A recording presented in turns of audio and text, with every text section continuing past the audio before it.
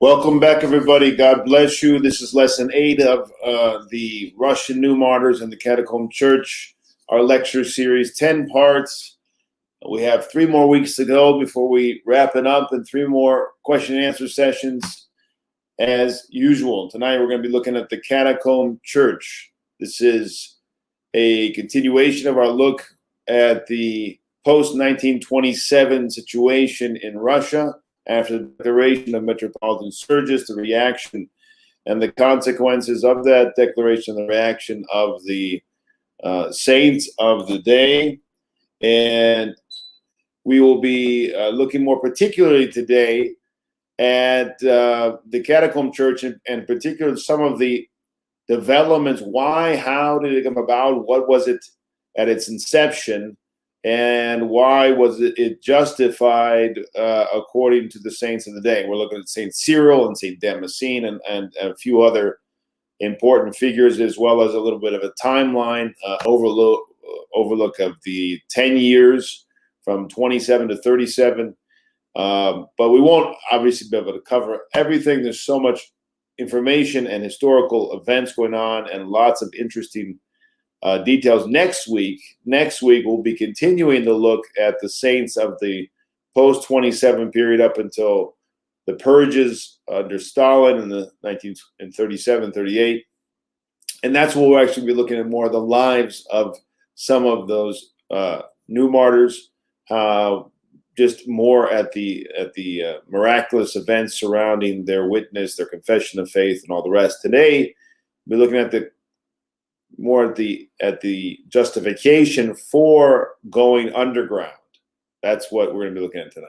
So we've got a lot to cover. We've got let's see, 41 slides to share with you, quotes from saints and contemporaries. So we're not going to delay at all. Just want to say, all of you who have joined us recently on Crowdcast, welcome. God bless you. Thank you for your participation and your support. All of you who are not on Crowdcast with us, on Patreon with us, you're welcome to join us. We have published on orthodoxethos.com a post just today, which has all of our 6 lecture series links there. You can see the titles. You can see the links to all of our lectures going back a year now. We've been on Crowdcast and Patreon for a year. Last July, we started our time there, and it's grown exponentially. We're up to 1,100 about subscribers and supporters, and you have access to all of those lectures. If you want to come and join us there and support the work, just with $1 a month, if you like, whatever you like, it doesn't matter. You get access to everything. Whatever each one has is even $1 a month, doesn't matter. We just want everyone to participate and support the work, and then that way we can continue doing that. And it doesn't really matter your means or your what you end up offering. That's not important, but it is important that we all pitch in and join the work. So think about that. We have lectures on I should say question and answer sessions every Thursday, 9 p.m. That'll be going on this Thursday as well, and where we answer all kinds of questions about you name it. Just got a question I saw pop up here in our first question over here is about a translation of St. Joseph of Hesychast and his life. So we'll look at that eventually, probably Thursday. So join us and join the community. A lot of people love it because they get to talk with and correspond and chat with other people all around the world who have the same cares and concerns that they do about the church right now, and it's support for them, as well as actually the lectures and the content. So there you go. God bless. Let's start. We'll say our prayers and get right into it. In the name of the Father, and of the Son, and of the Holy Spirit. Amen. Illumine our hearts, O Master, who lovest mankind with the pure light of thy divine knowledge. Open the eyes of our minds and the understanding of thy gospel teachings. Implant in us also the fear of thy blessed commandments, tremble down all kind of desires, we may enter the spiritual man of both thinking and doing things will please unto thee. Thou art the illumination of our souls and bodies, O Christ our God. And unto thee we ascribe glory, together with our Father who is from everlasting, all holy, good, and life-creating Spirit, both now and ever, and unto the ages of ages. Amen. Ευλογητόν σοι Χριστέ ο Θεός ημών, ο πανσόφους,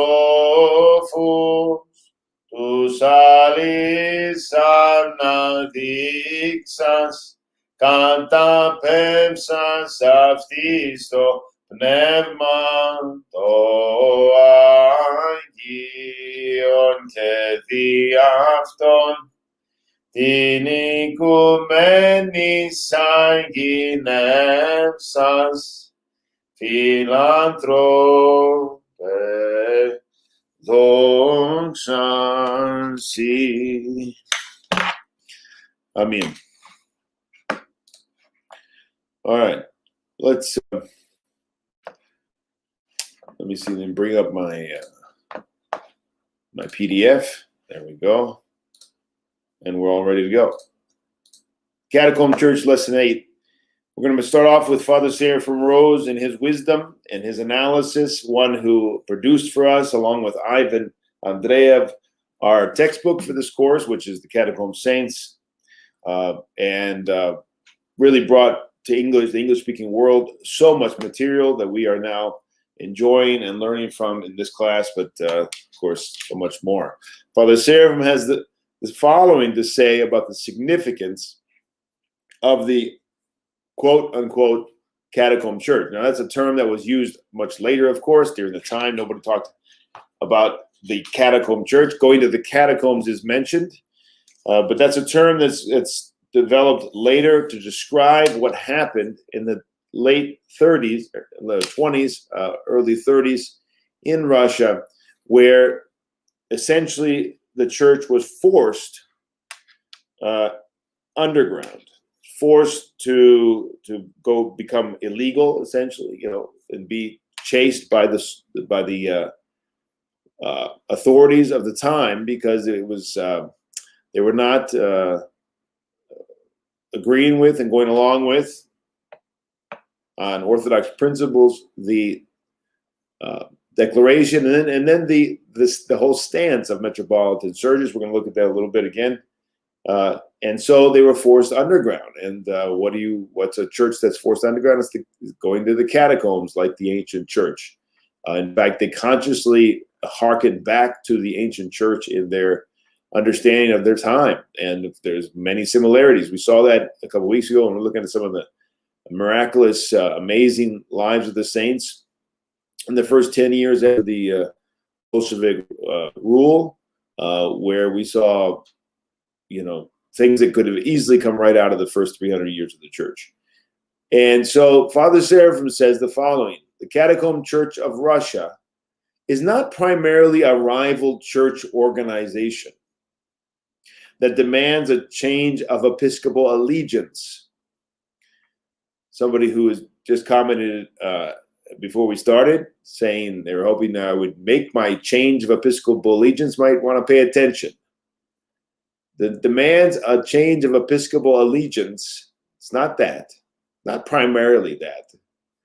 What is it primarily? It is, first of all, the standard bearer of faithfulness to Christ, which inspires a different attitude towards the church and its organization than now prevails throughout much of the Orthodox world. And what is that attitude that prevails throughout much of the Orthodox world? We're living it intensely right now, and that is then and now can be described, and has been described, as a kind of Caesaro-papism. So that is that's one aspect of the distortion of Orthodox ecclesiology living. Another aspect would be perhaps described as a attitude among clergy, especially, but also laymen, of a kind of company man attitude, a blind obedience regardless of principles, Orthodox ecclesiology, Orthodox faith. An insensitivity to the ethos, an insensitivity to the spirit of the canons, and becoming a legalistic approach. And this is absolutely apparent on both extremes, on those who are departing into the world and embracing the spirit of the world and living according to the spirit of the world very manifestly, and those who are akin to the Pharisees on the right, who have fallen into a stance of superiority due to their organization, as if before a council they have the voice of the church has spoken infallibly, and they are the voice of the church. This is not the stance of the new martyrs. This is not the stance of the new martyrs. They hearken continually to a future council which would definitively rule on the decisions they made, not just Sergius's decisions, but their own. They said, we will submit ourselves to a future council which would judge what we've done and what Sergius has done. And that was the humility and love and ecclesiastical mind and stance of the new martyrs. They didn't have that arrogance that we see sometimes on the right, but also on the left as well. It's really quite ironic that the same spirit and stance you see, for instance, in certain high-profile hierarchs who are selectively choosing the canons they want to enforce against their enemies. They come out and say after Crete, these people need to be defrocked because they've not obeyed a certain canon, yet they trample upon the canons left and right.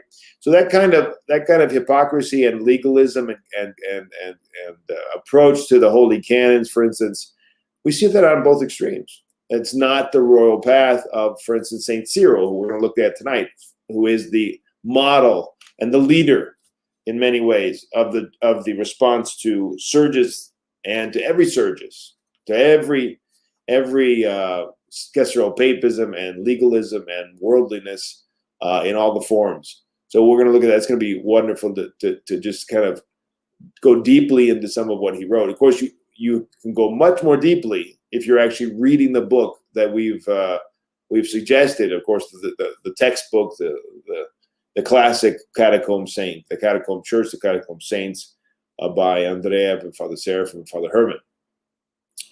And he says elsewhere in his interview, his introduction and its preface and other parts that I've taken from here, Father Seraphim says, and what does the Catacomb Church itself think? He's talking about the Catacomb Church in his day, or in the 50s and 60s as well, not just in the 30s and 40s.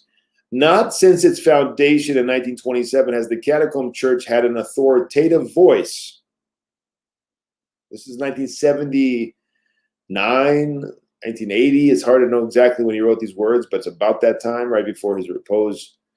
He was finishing up all these lives, and they were preparing the book for publication. Not since its foundation in 1927 has the Catacomb Church had an authoritative voice, a free council of bishops speaking for the whole church, to speak its mind. Okay, very important that he understands that, and we should all understand that the voice of the church is in council. No matter how many individual voices we have, and no matter how many holy individual voices we have, ultimately a definitive voice comes in council, and all the saints point to this need, and all of them work for this in every crisis. And if you look back, for instance, St. Photius the Great in the Eighth Ecumenical Council, you know how many councils he called before the 5 councils he called within a span of like 25 years? This was the way you resolved things always in the church. And this is the crisis we have today, is that the papal authorities that have usurped the authority today in the church, they made themselves little popes of the local churches. That is the same spirit of Metropolitan Sergius. He made himself a little pope in Russia and persecuted those who didn't agree with him. Now, the church doesn't look for popes or individual popes. They don't consider them, the saints don't consider themselves individual popes and have infallible voices.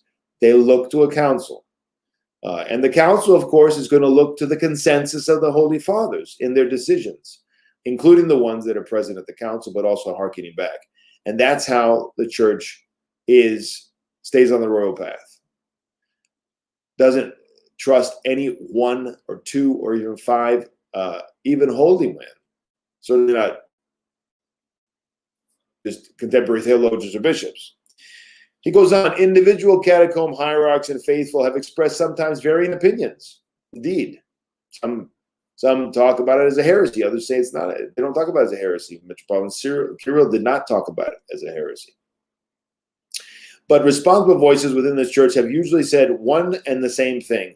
Sergianism, the ism now that has been created, the philosophy or the stance or the methodology, or the various aspects of Sergius' stance, Sergianism is a betrayal.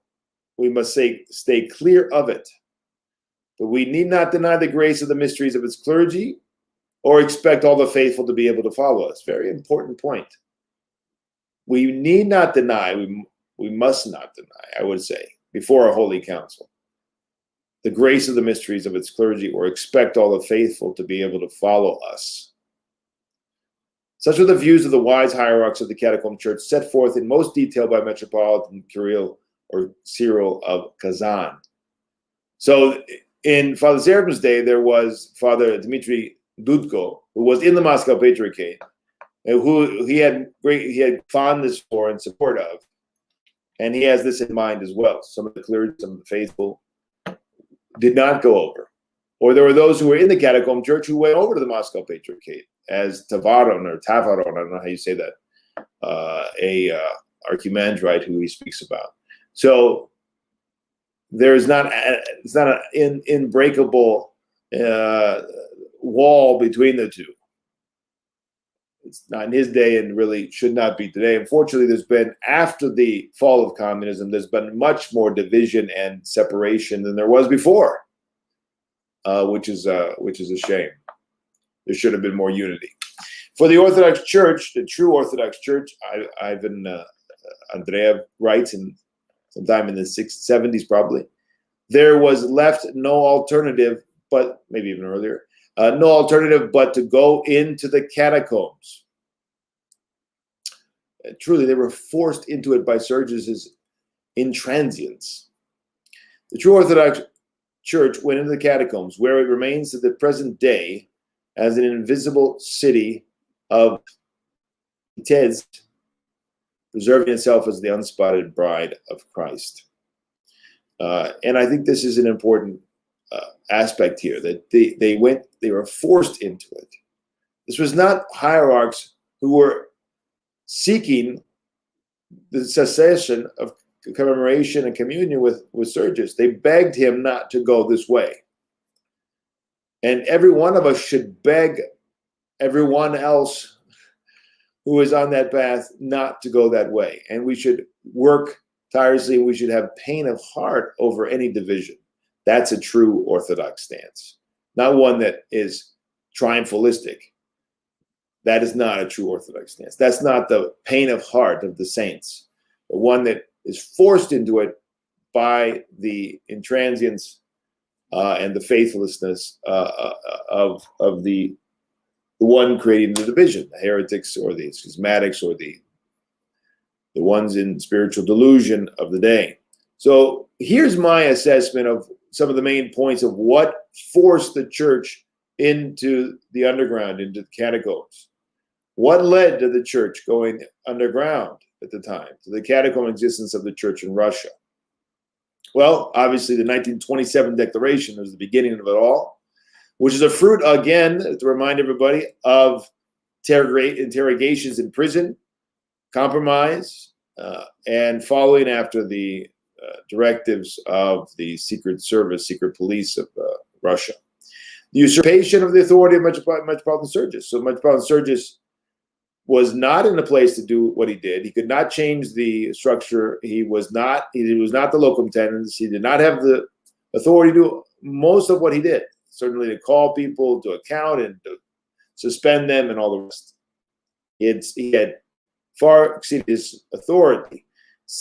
Third, the anti-conciliar stance in papalism of Metropolitan Sergius. More specifically, he had an anti-conciliar stance. He did not seek the consensus of all the hierarchs. As if he had been patriarch or had been local tenens, he would have had to do that How much more as deputy? The suspending and defrocking of bishops by Metropolitan and Sergius and his synod, he made things impossible for any kind of reconciliation, any kind of unity to be achieved.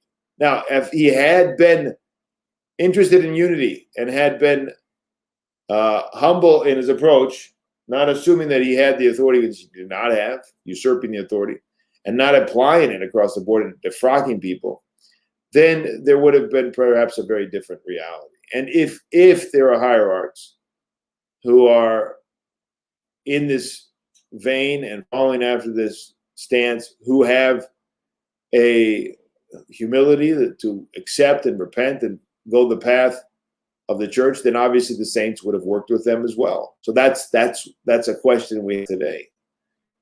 Who among those in the church are not intransient?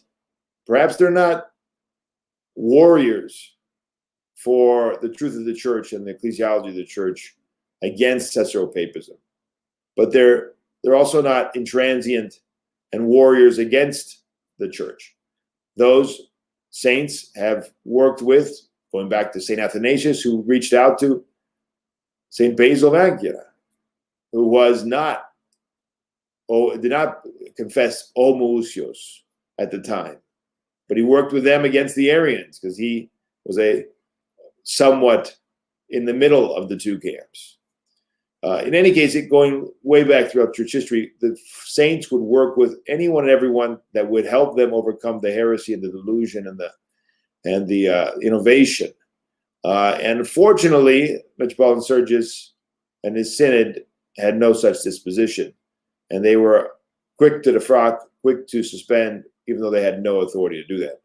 And then finally, the identification of those opposing Metropolitan Sergius's Caesaropapism as enemies of the state, which the state now came and said, oh, Sergius is our man. He's working with us now. So anyone who's opposed to him must be opposed to us as well. And that really solidified and forced the saints of the day and the faithful of the day into the underground, into the catacomb existence. And it's good to remember that, because there are other reasons. I'm sure we could count some other reasons, but those are the main ones I think that really had made it, as Ivan Andreev said, impossible. There was no other alternative but to go into the underground, go underground. So let's look at Metropolitan here. We're going to look at a lot of what he has to say tonight. He is commemorated on January 26th. Actually, I think that's partly why we have if not the main reason why we have the celebration of the new martyrs about that Sunday around 26th of January, because of St. Cyril. As Sergei Nihilist says later, the Lord preserved for his chosen people a bishop who did not agree to yield his faith for the sake of peace with the enemies of Christ's church. May his name be blessed from generation to generation. Now, he's been glorified by the Moscow Patriarchy and by the church outside of Russia. And he is accepted and received as a saint. And of course, to this day, he was revered as a venerable, wise hierarch. St. Tikhon chose him first as his successor, as locum tenens. So he was someone who could easily have united the church, and did unite the church. He did unite the church, in spite of Metropolitan Sergius's usurpation. As it says in the Catacombs, it says, before his death, Patriarch Tikhon left a document concerning his temporary successor, the locum tenens, who was to occupy the patriarchal throne until a new patriarch could freely be elected for Russia. Of course, the Soviet communists were not going to allow that to happen. They didn't want unity. They didn't want progress for the church. So this was going to be the state of things. And of course, Sergius would not have been made and recognized by Stalin and his synod as the patriarch if there hadn't been probably the events of World War II and the need for the church to support the patriotic war against the Nazis.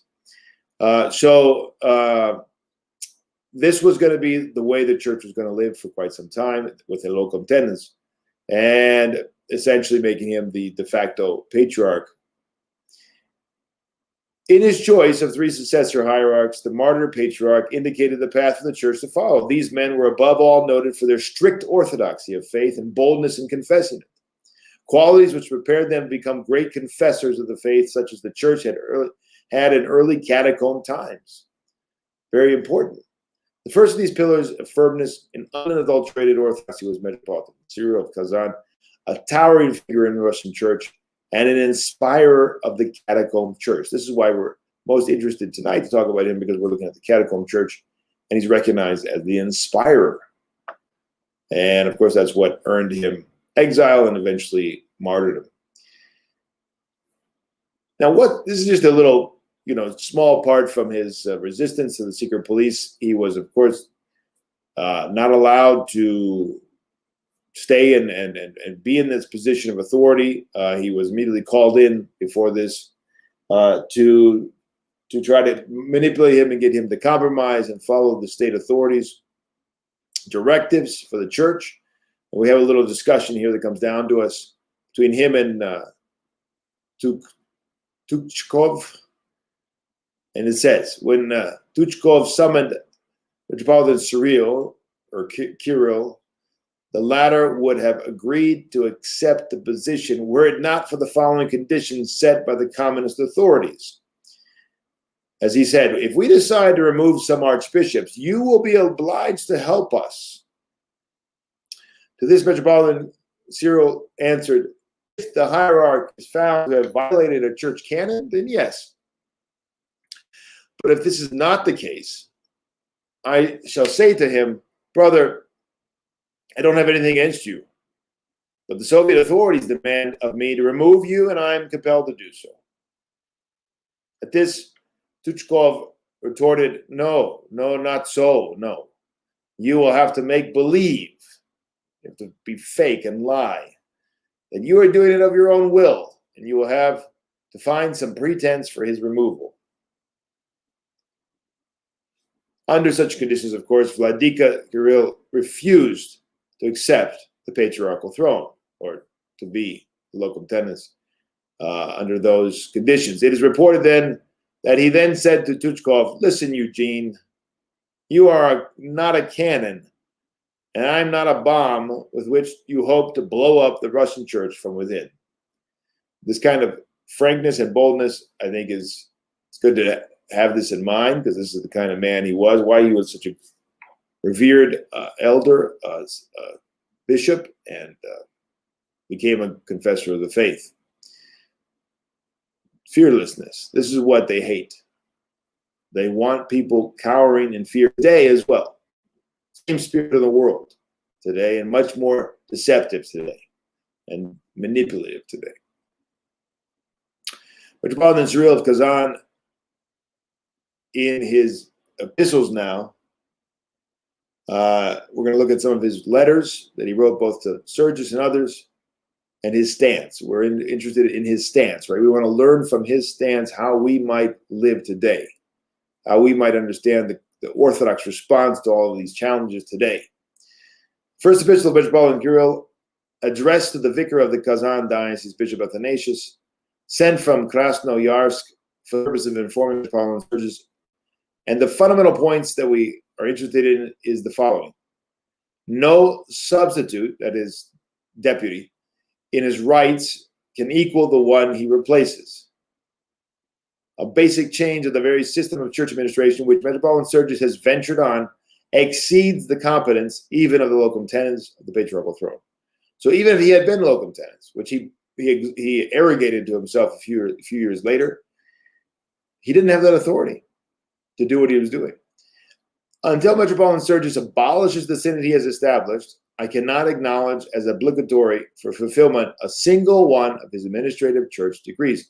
So what we have here, if we're properly understood, is we have a deluded hierarch in Metropolitan Sergius, who is playing the patriarch without the authority, who has created a synod without authority, and has now forced upon the whole of the hierarchy of the Russian church his ideas and his agenda, which of course is under the thumb of the secret police.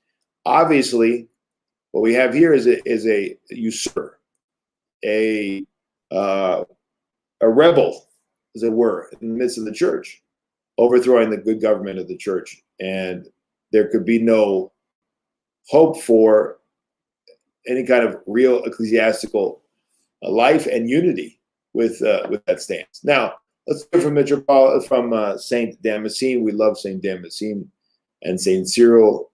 These are some of the great voices of the new martyrs. So it resonates so much with the saints and their stance throughout the church history. He had been invited by Metropolitan Seraphim of Chichagov, is that how you say that? Of Lenin to become his helper. Of course, Metropolitan Seraphim had communion with and commemoration and agreement with Metropolitan Sergius. Bishop Damascene refused the offer, and he organizes the sender of a courier to Metropolitan Peter in the village of Ho. Metropolitan Peter, of course, was the locum tenens after Cyril. The courier finds Metropolitan Peter completely sick and uninformed of church events. Metropolitan Peter speaks of the situation and further conclusions from it in almost my words. So he has agreement with Metropolitan Bishop Damascene, I should say.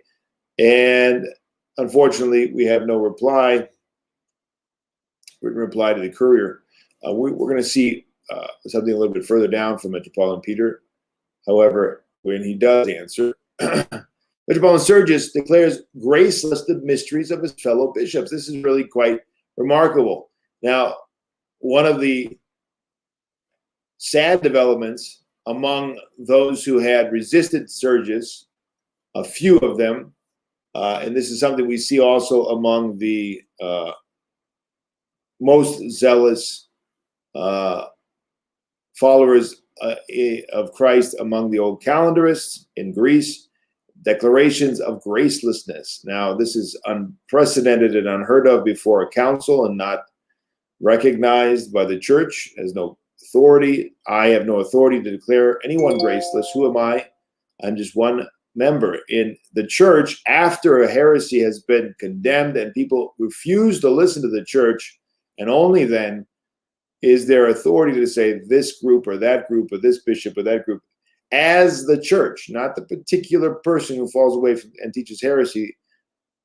What his personal status is a question one could discuss. There's grounds to say that even without his condemnation, he falls away and he denies the holy canons, denies the faith. The spirit of truth does not dwell in him. But graceless in terms of the mysteries, and that's, of course, when we talk about gracelessness or there being grace, that's what we mean. We're not talking about it generally in the world, but in the mysteries. And here is the irony, that those who end up saying that the whole of the Moscow Patriarchate, without any discernment of persons or stances or anything, they're all graceless. Well, they're resembling the legalism, the blindness of Sergius. Do they realize that? I don't know if they realize that. He's the one who first declared the saints of the church, the new martyrs, as graceless. His synod concerning their attitude toward the sacraments performed by the, quote, schismatic clergy, we're talking about Metropolitan Joseph, Bishop Dimitri, Bishop Alexis, they're compared to the Renovationists. So here is a former Renovationist who St. Nectario of Optina says never really got over it. Unfortunately, he repented, but he still had the poison in him. Now calling the pot calling the kettle black here. He is in the spirit of Renovationism. Many people considered him to be continuing the Renovationist stance, bringing division in the church and all the rest, innovating. And now he's calling the confessors to and likening them to Renovationists. And he's forbidding them to serve, again, surpassing all of any authority that he had. And so they consider the sacraments performed by these bishops, apart from baptism. Interesting to make that distinction, strange in some ways. I think that is more akin to a Western papal approach to the mysteries. You have some mysteries have grace, others don't. That reminds us of Vatican II and the legalism of the West. So this is again interesting, very interesting, and didactic here for us. The legalistic spirit, undiscerning spirit, is akin to the isms of our society, our ecumenism and Sergianism. That's the stance they have, not understanding the true meaning and the true application of the holy canons in terms of salvation and unity, but using them as weapons, cannons against their fellow Christians. They acknowledge and they say that these are without efficacy. So they're essentially graceless, without efficacy.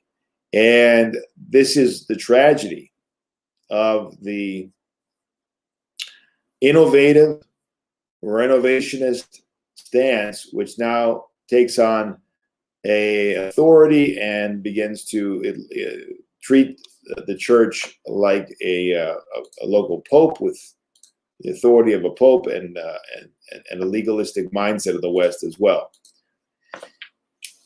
It's a little bit more at the reasoning of Metropolitan Sergius, because that'll help us understand the response of Metropolitan Cyril.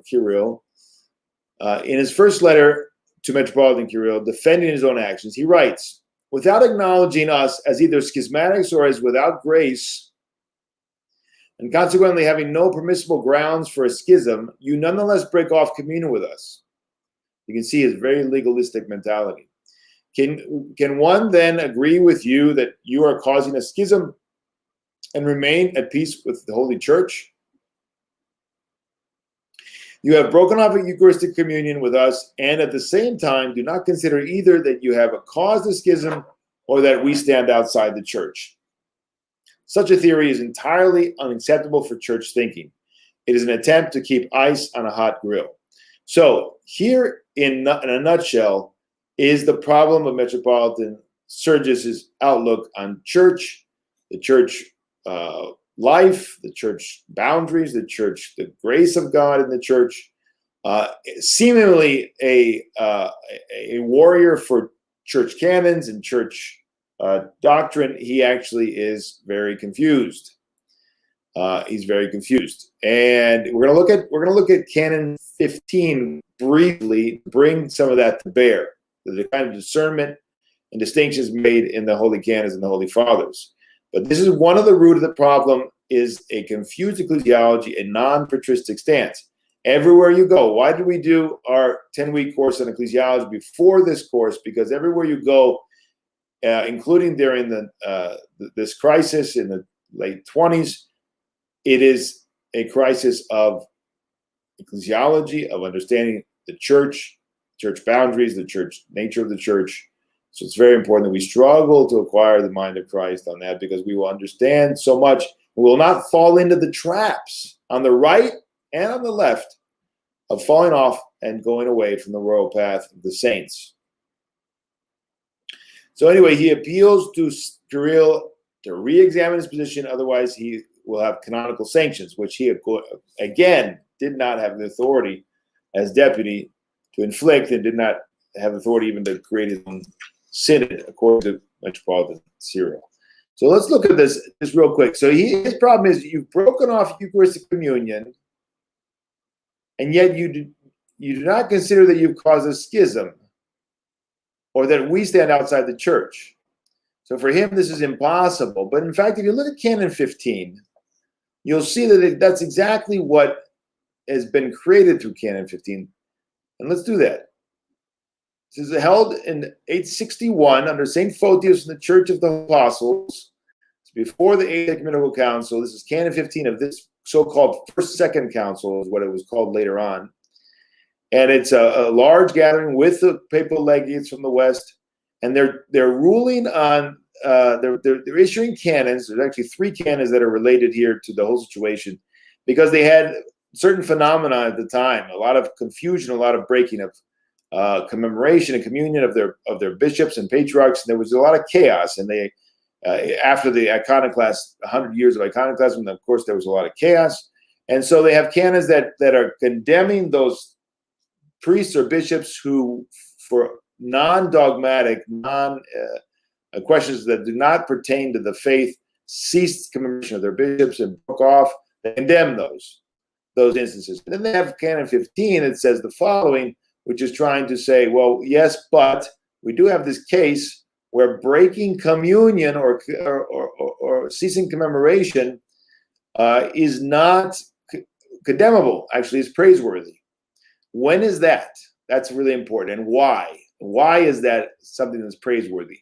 And then if you understand the thinking of the fathers here, you're going to understand why Metropolitan Cyril's stance, which essentially is the basis for the church going underground, not continuing under Sergius, and we got to understand why. And what basis can he have that stance? Because that's the stance that then justifies so much more going forward. And so we have to go into the mind of the fathers here in the canon and try to understand why Sergius is wrong. Sergius is saying here there are things that are incompatible according to his mind. You don't call it schismatics. You don't say we're without grace. You see how he thinks very legalistically, just externally. And so there's no grounds for your schism, and yet you have no communion with us, and you don't consider us outside the church. So how does that work? Well, let's look at Canon 15 and see how it works. Now, I'm going to read the whole thing quickly because we have a lot to cover, so stay with me. The rules laid down with reference to presbyters and bishops and metropolitans are still more applicable to patriarchs. So that in case any presbyter or bishop or metropolitan dares to succeed or apostatize from the communion of his own patriarch, it's very important. There are brothers here who are justifying their stance against the entire Orthodox Church, saying that we need to break communion with everybody and anyone across the board, all around the world, whether they're my bishop or not. But this canon doesn't talk about anybody but his own bishop, his own patriarch, and fails to mention the latter's name in accordance with custom duly fixed and ordained in the divine mystagogy. But before a conciliar verdict has been pronounced and has passed judgment against him, creates a schism. All right, so let me say that again.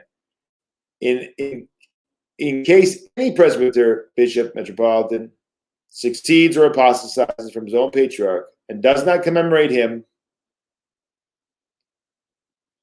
and before a conciliar verdict, before a council has happened, he pronounces judgment against him, he creates a schism. All right, so this is what Canon 15, this is the canon that many who have ceased commemoration and gone and break communion and set up parallel jurisdictions, such as the old calendars groups, this is the canon they cite. In fact, the first part of the canon condemns one who before a council does this. Now we'll look at the second part, which needs some explanation, the exception to this. But this is the basis. This is the basic. We're going, first of all, we're stating the basis, and then we're saying the exception. All right. So the basis is before a conciliar verdict, you pass judgment, you break, you cease, you're creating a schism. The Holy Synod has decreed that this person shall be held an alien to every priestly function. In other words, he's going to be suspended. If only he be convicted of having committed this transgression of the law. Accordingly, these rules have been sealed and ordained as respecting persons who, under the pretext of charges against their own president, stand aloof and create a schism and disrupt the union of the church. So they don't say what charges, just charges against their president. But the canon says, as for those persons, on the other hand, who on account of some heresy condemned by the holy synods or fathers, withdrawing themselves from communion with their president, who, that is to say, is preaching heresy publicly and teaching it bareheaded in church, such persons not only are not subject to any canonical penalty on account of their having walled themselves off from any and all communion with the one called a bishop before any conciliar or synodical verdict has been rendered, but on the contrary, they shall be deemed worthy to enjoy the honor which befits them among Orthodox Christians. So what's the exception? That because of a heresy already condemned by synods and fathers, withdrawing themselves from communion with their president, who, that is to say, is preaching the heresy publicly and teaching it bareheaded in church. So he's he's totally unapologetic and intransient in his heresy. It's not somebody who's confused. It's not somebody who's just saying it privately. Publicly, he's doing it, and he's pushing it on the people. That's got to be happening. Of his own bishop, again, a heresy that's already been condemned by holy fathers or synods. And this person will be praised. He's due to honor among Orthodox Christians, even before any conciliar or synodical verdict has been rendered. So that's the exception. It has to be a declared heresy condemned by the synods of the fathers. For they have not defied, it says, they have defied not bishops, but pseudo-bishops and pseudo-teachers, and they have not sundered the union of the church with any schism, but on the contrary have been seduous to rescue the church from schism and division. But two things need to be stated again and really stressed. It's clear here that the aim is not that we simply cease commemoration, cease communion, and move on. That the whole point of this canon is that they lead to a conciliar verdict. That's clearly what is important here. Conciliar verdicts are the basis for the stance. There's been a conciliar verdict in the past condemning a heresy. And it's obviously that's where it's going to lead, right? So it happens before, but it's commemorated here before any conciliar synodical verdict. So there will be a conciliar synodical verdict. That has to happen. That's how the church works. We're conciliar. And so it's going to lead there. That's the point of the stance being praised, that it will lead to this. And therefore, there will be peace in the church because there will be a decision that cannot be gainsaid if it's, of course, following the Orthodox faith, on the basis of the Orthodox faith. So those who, again, cease commemoration and communion with their own bishop, who's teaching heresy publicly and pushing it, that's already been condemned, and that person is doing it for the sake of the unity of the church, which means it's going to lead to a conciliar decision. That's the aim. It's not an end in itself. It's not just, obviously, that would be total Protestantism, right? If we just said everybody can break communion left and right, and it doesn't matter if there's ever a council. No, we want a council.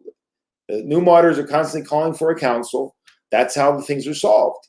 And so that's two words on the canon. Now, going back to Bishop Sergius, why is his analysis incorrect? Why can't he figure it out? So he doesn't have in mind this canon, or if he has it in mind, he's not interpreting it properly. He would say, well, this is what I'm doing. He's clearly not recognizing as a heresy or as a delusion, a teaching that's been condemned by the fathers. And on one level, he's right, because every time there's a new incarnation of a delusional stance, it's new. So it needs a conciliar decision. This will need a conciliar decision as well, as we said. But the stance of saying we're going to separate from you, not condemn you, because we're not the council to condemn you and say you are a heretic. But we're going to separate from you to protect the church from your delusion, and this is in fact, in those days, this was the only real weapon they had. They couldn't do much more because of the communists.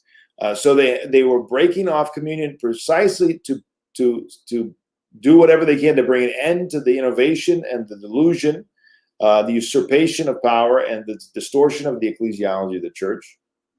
And yet they're not passing judgment. They're not saying that you're outside the church. They're not saying that there is created a schism. They're saying this needs to come to a council and needs to be solved. I think it's totally in the spirit of the canon. That's the narrow path that the canon sets out. It's not an end in itself. Metropolitan Cyril is in the right and is following the spirit of the canon because he's aiming toward a conciliar decision. He's aiming toward a solution in council ultimately, and he's not pronouncing a judgment as if he's the council and the infallible voice of the church. And this is the balance one has to keep if one is going to walk that path, which is a very difficult path. Notice it doesn't say must cease the president, communion with the president. If As for those, he says, who withdraw themselves from such a heretical teacher, they're deemed worthy of honor, it says. It doesn't say they must do it anywhere in this canon. It doesn't say if they don't, there's going to be punishment. In most canons, if you don't do something, there's a punishment at the end. It simply praises them and protects them from synodical condemnation. It says this person shall not be condemned, it should be honored. And of course, the solution to that now rift between the cleric or the bishop or the patriarch is going to have to come through a council. So that's the spirit of the church and the canons. That's why St. Cyril's in the right, and he's not in the right, Metropolitan Sergius, because his stance is papal-like. His stance is, I will decide, and you are, instead of saying we have a rift now between us, let's come together as a church in council and solve this. None of that. There's none of that from Metropolitan Sergius. And if people are doing it today in the same way, if there are local churches or groups of Orthodox who are doing the same thing, saying, you are a heretic, you are deluded, you are condemned, and they just get up and walk away, even if it's a local church, because a local church should not be satisfied, if it's a question of the faith, should be satisfied with its own decision, but should bring it to the larger church, and there should ultimately be an ecumenical council. So there should never be this complacency. We have condemned, we have ruled, we have defrocked, it's over. That's not a responsible position. It's a papal-like decision, especially coming from only one bishop, of course, and a tiny portion of the hierarchy of the church in Russia. So hopefully I've explained why he misses it. He might be correct legally, but he misses the whole spirit of the canon. I think that's why. I think going forward, you're going to see why St. Cyril is in the spirit of this canon. Now, some people get hung up, and this is a point of debate about, well, it has something like ecumenism already been condemned in council? Not as such, not as this particular incarnation of this delusion. It's never been condemned in council. That is the distortion of the one holy Catholic and Apostolic Church, the distortion of our understanding of the body of Christ, the blasphemy of claiming there's two churches that are, or there's a church that's filled with heresy, or there's a partial church, all these kind of theories that we have, two lungs, the same body theories, all these heretical theories that are we're trying to pass off as Orthodox. These things are new. Does that mean that we don't know if they're heresy or not? Of course we know they're heresy. The church always knew, even before Arius ever preached, they knew that Arius' position was a heretical position. They needed to come in council and condemn it, though. And they actually happened many times, not just once. So if we had the idea that, well, it's already been condemned, we don't need to go to a council, we don't need a council to decide, you would not have the war and the battle and council after local council and second ecumenical council again coming back and essentially condemning the same heretical stances. And that's why the church didn't see the council in a legalistic manner, but as a need for particular people in a particular time and place to affirm the faith and draw the boundaries for the sake of the faithful. That's what the decisions of the councils are, boundaries. We need a council and the boundaries and discernment of those boundaries from to put an end to the particular revealing or particular version of this delusion. There may have been other versions of this in church history. I don't remember anything so clearly against the ecclesiology of the church in church history as today. There, of course, have been many challenges to the ecclesiology. We can go back and we can see in the 17th, 18th century and things like that. But in this particular, so the question of it being a condemned by holy synods and fathers, well, yes and no. It was condemned essentially, but not particularly in time and place. And we need to do that. We need to come back and do that. It's essential if we're going to fight the delusion. So the same thing with, on the one hand, the person who today ceases commemoration for ecumenism or Sergianism is right in opposing the heresy, but it's not been yet condemned. So it's both and. Both we need to have people stand up and say, no, this is delusional if their bishop is preaching it.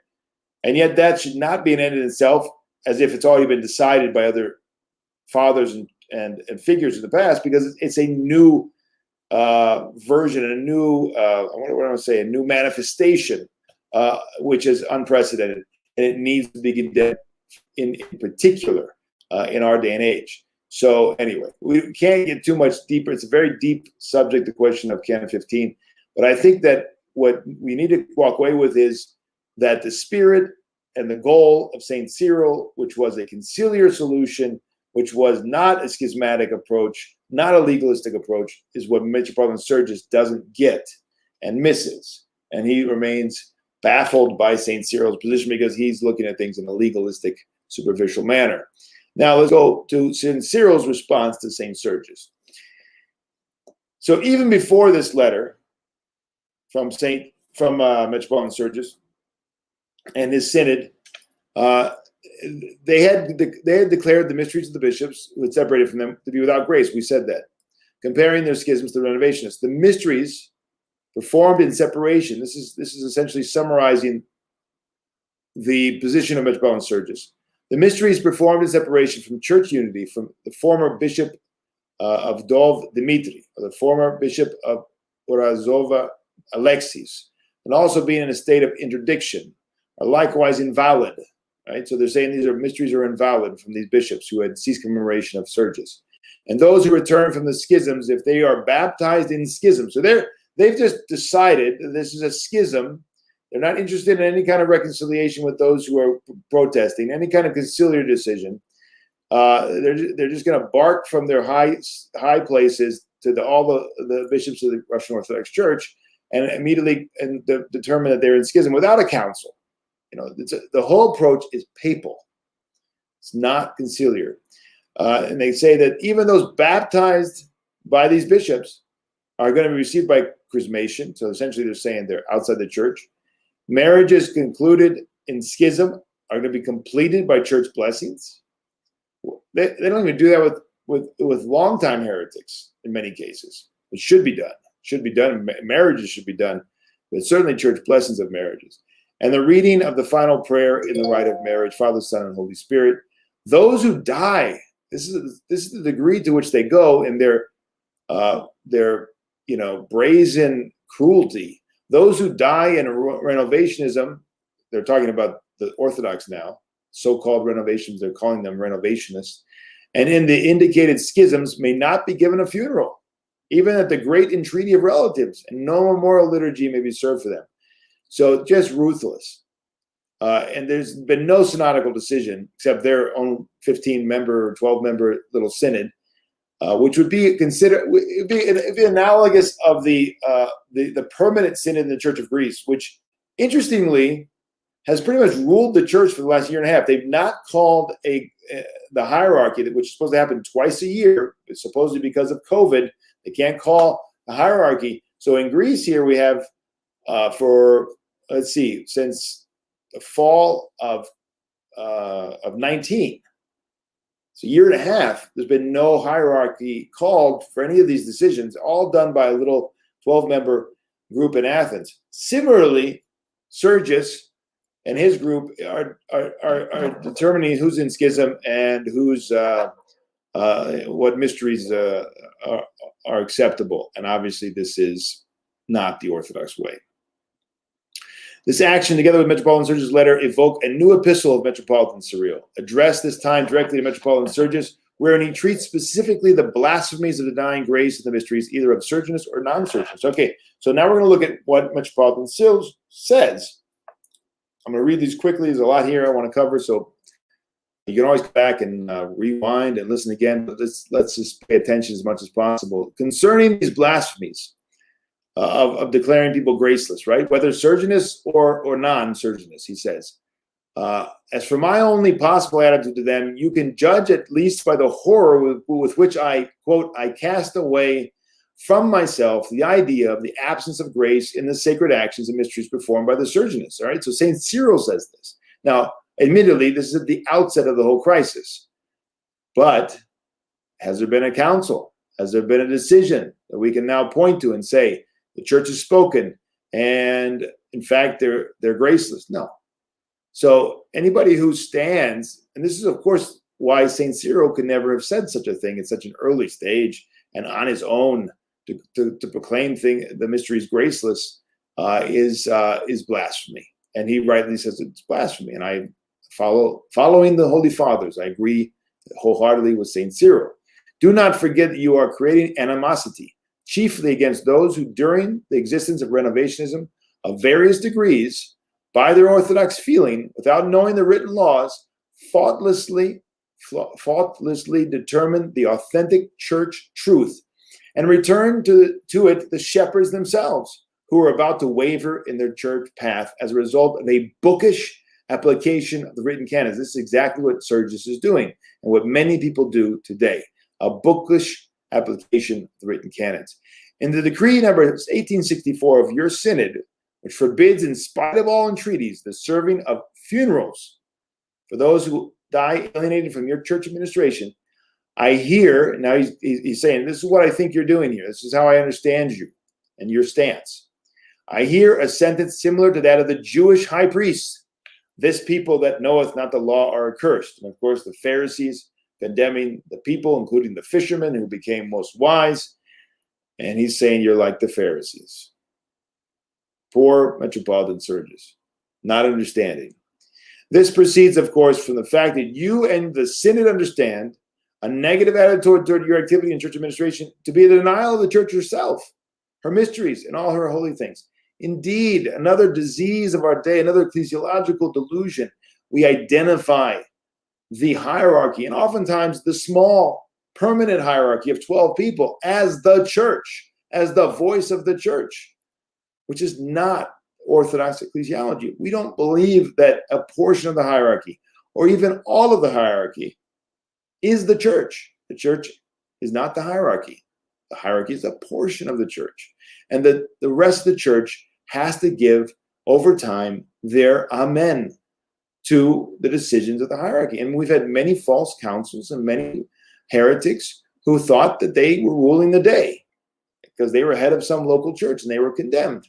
So ultimately, yes, on one level, the decisions are made on a daily basis, on a governance of the church is among the bishops, no doubt about that, but they're not the infallible voice if the faithful do not embrace it over time, and they're not in agreement on a diachronic agreement with the saints and the Holy Fathers before them. There are many presuppositions for them to become the voice of the church, not just because they speak.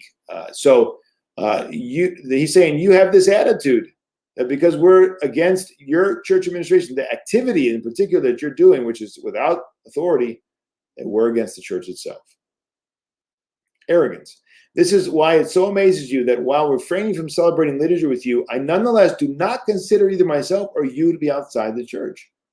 Now, this is a very interesting reason he gives. I think it's kind of unique. I don't know if I've seen this again, but it makes sense. And again, it's in the spirit of the canon. Before a council condemns someone for heresy and they remain unrepentant of that. For church thinking, such a theory is completely unacceptable, you write. It is an attempt to keep ice on a hot grill. And then this is what St. Cyril says. If in this case there is any attempt on my part, it is not to keep ice on a hot grill, but rather to melt away the ice of a dialectical, bookish application of the canon and to preserve the sacredness of their spirit. This is a point that Father Seraphim drives home and loves about St. Cyril. I think it's something we really need to pay attention to. And it's not an easy, simple, simplistic way of looking about church life. Both superficial, legalistic solutions on both ends of the spectrum do not like this solution. It's not neat and easy and legalistic. I refrain from liturgizing with you, not because the mystery of the body and blood of Christ would not be actualized at our joint celebration. Are you listening? Those who have fallen into delusion along the lines of the Matthewites? Are you listening what he's saying?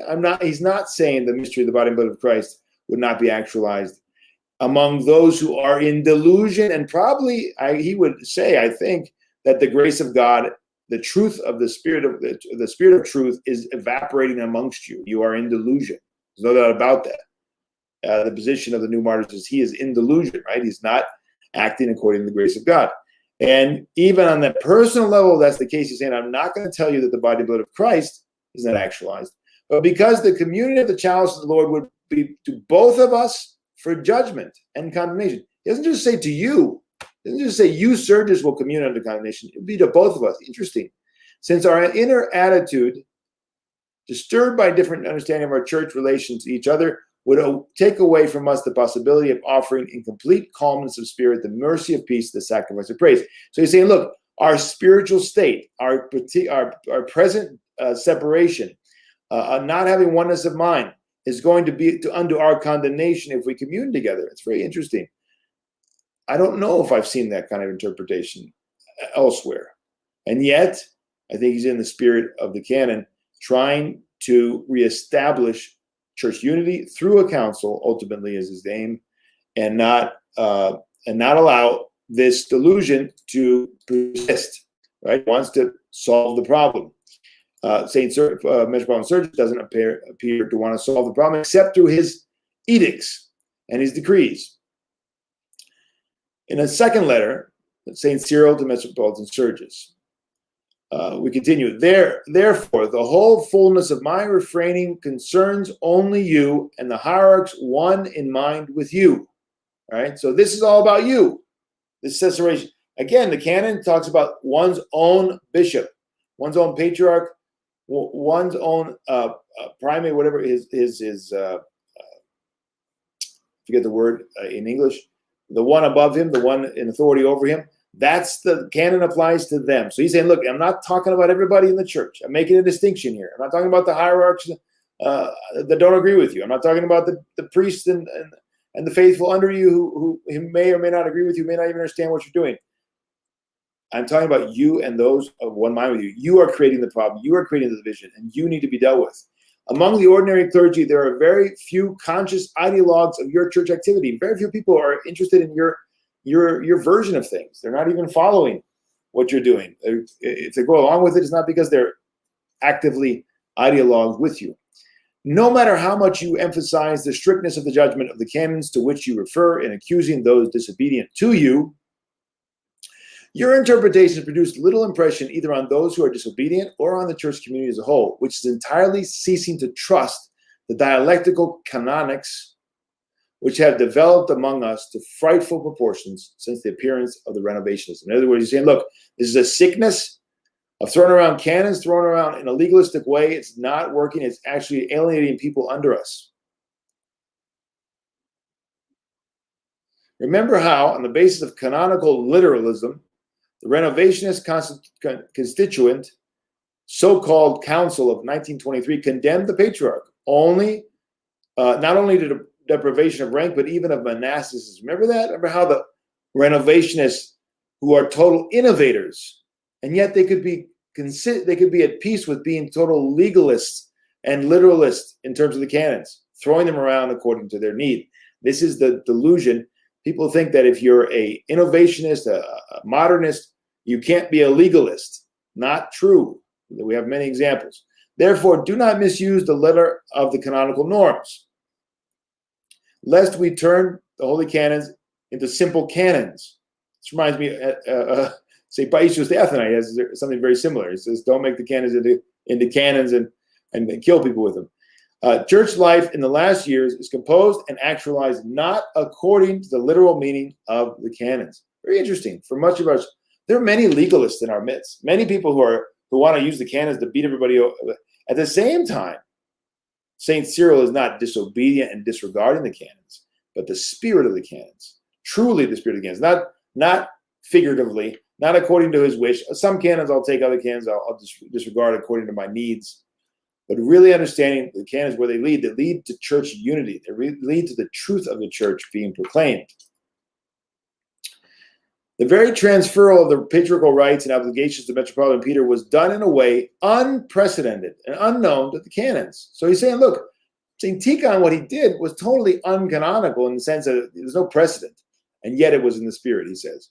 The church consciousness accepted this unprecedented way as a means of preserving the wholeness of the patriarchal order, considering the latter as the chief guarantee of our church, our Orthodox way of life. So what's the canon's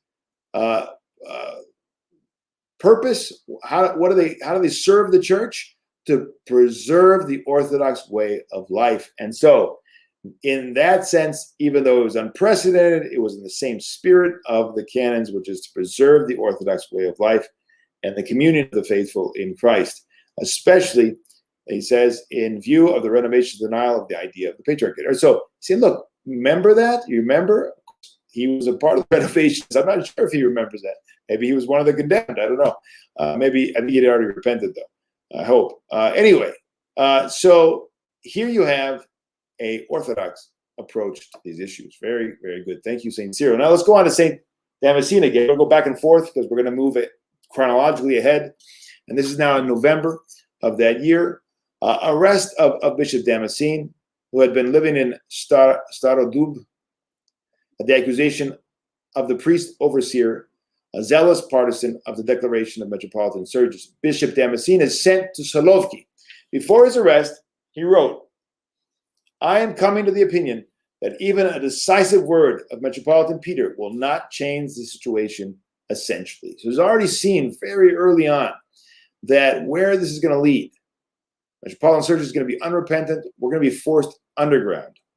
At this period of his life, he accustomed his friends and followers to the idea that Christianity in Russia, Orthodoxy, would be forced to go underground. All possibility for influencing the broad strata of society had been lost. All right, so already, almost immediately after Sergius' declaration and the situation, he's saying, we're going underground. It's catacomb time. And he was a very, very present and very discerning hierarch. So 1930 now, this was 1929, 2 years after the declaration, but things go much slower back then. They don't have internet, they don't have email, so things go much slower. Months pass until they get a message to the one in exile.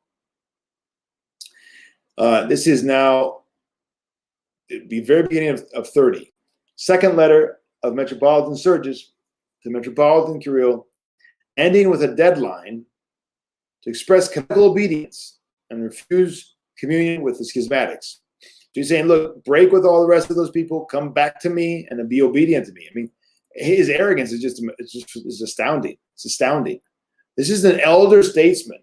This is the one who St. Tikhon trusted the church to. This is the one that, he was initially in your position, and you have never come to his authority. You are just a deputy.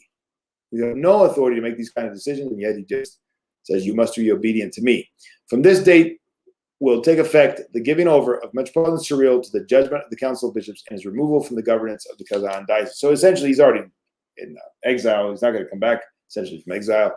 So they just deprived him of Kazan, where he was on paper, at least, the Metropolitan.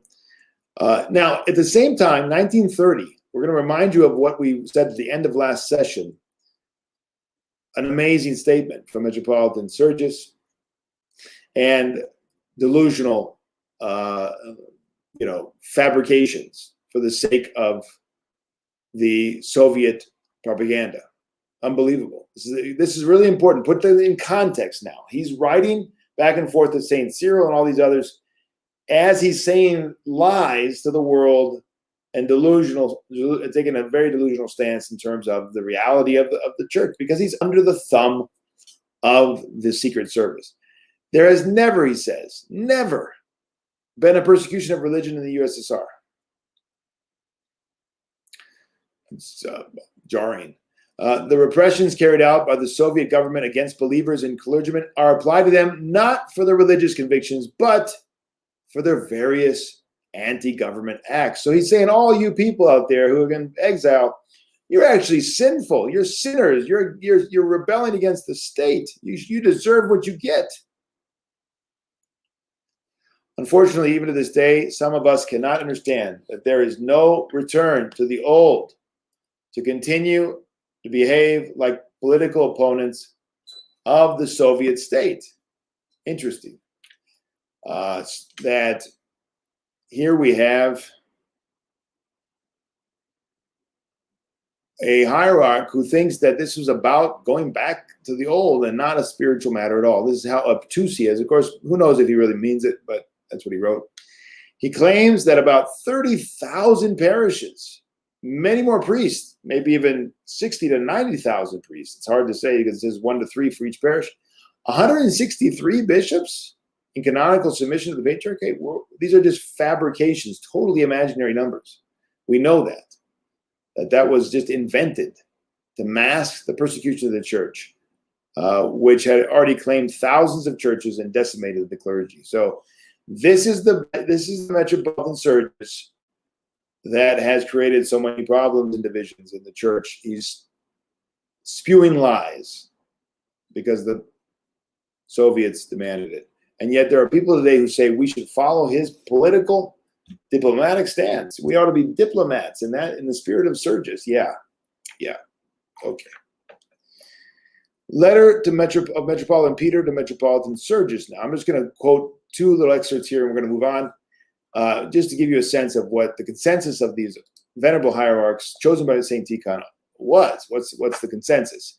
He's very distressed that there are reports of many believers remain outside the walls of the churches in which your name is commemorated. So he's saying, look, you are alienating and creating division. People aren't even darkening the door of the churches where your name is commemorated. There are spiritual disturbances that come from various places. People reporting to me in my exile. I am greatly grieved that you did not write and inform me of your intentions. So obviously he's not taking the counsel or even interest in his old venerable friends. I mean, Peter and Sergius were actually pretty close, apparently, from what he says elsewhere. Just to give you a sense now, we're gonna break away and give a sense of some of the things already going on now in terms of the catacomb existence of the church. A few snapshots that you can see. This is the life of the faithful who are resisting the innovations of Sergius, and they're already going in the middle of the night serving. This particular bishop, who was a new martyr, he was executed in 1937. Archbishop Seraphim Zvezdinsky, and other non-commemorators of Metropolitan Sergius. It talks about just a short little excerpt. Archbishop Seraphim celebrated services at night in a remote village, and faithful people came to him even from faraway places.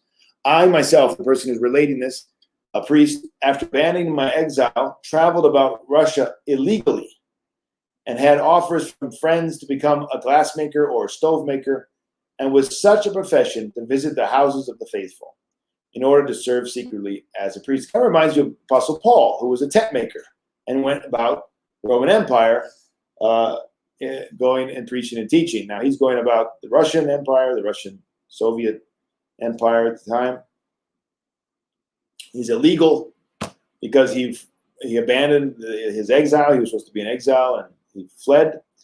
And so this is the beginning of the existence of the Catacomb Church. At the same time, the Moscow Patriarchate, quote unquote, means basically Sergius and his bishops are trying to get some respectability. They want an air of respectability, and they like the fact that they have the backing of the secret police, so they don't have to fear, at least partially, to some degree, they think, exile or persecution. But in any case, they launched the Journal of the Moscow Patriarchate in 1932, and it's partially to publish their own justifications for their positions. And it is interesting that in 1932, it was announced in the journal the dignity of first hierarch was given to Metropolitan Sergius, even though the locum tenens are in exile and alive, and yet he's taken these titles. And it also raised other members of his synod to metropolitans. So that's what's going on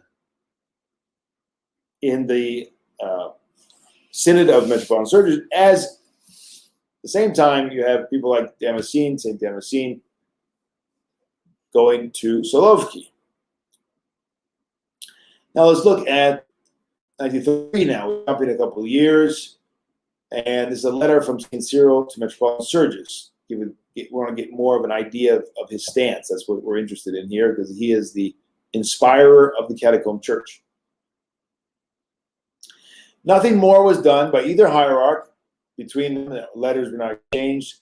Until 1933, when Metropolitan Cyril was given a brief period of freedom in the city of Gdansk from his exiles and imprisonments. In July of that year, he addressed a final letter to Metropolitan Sergius summarizing his own position. It begins thus, referring to the 70th year of his life, which he had just reached.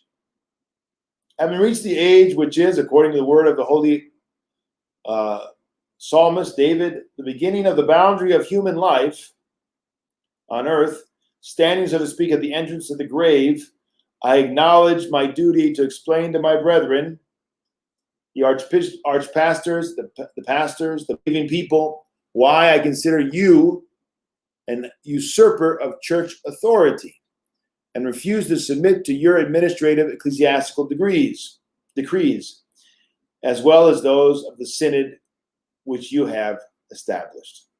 However, I have no immediate opportunity to bring my confession to the hearing of the church, and therefore I am compelled to do this, addressing it to you,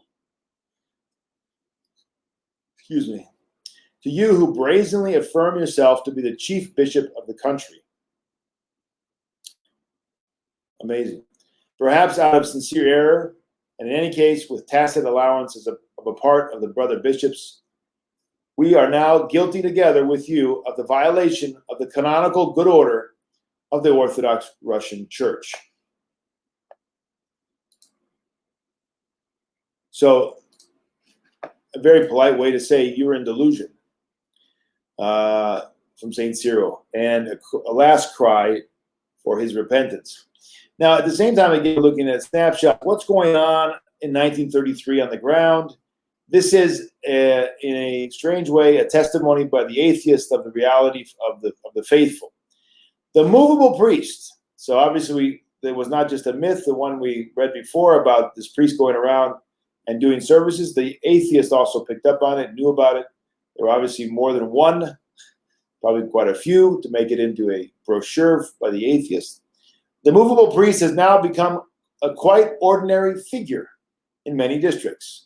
The enterprising priest puts in a little bundle, all the essential cult property, and from village to village, from bazaar to bazaar, traveling on horseback, he performs religious services on demand, not allowing believers to forget about God. Believing laborers, if they believe in God and desire to perform divine services, have officially registered churches for this purpose. This is the atheist talking, saying, well, why are they going to these, renegades?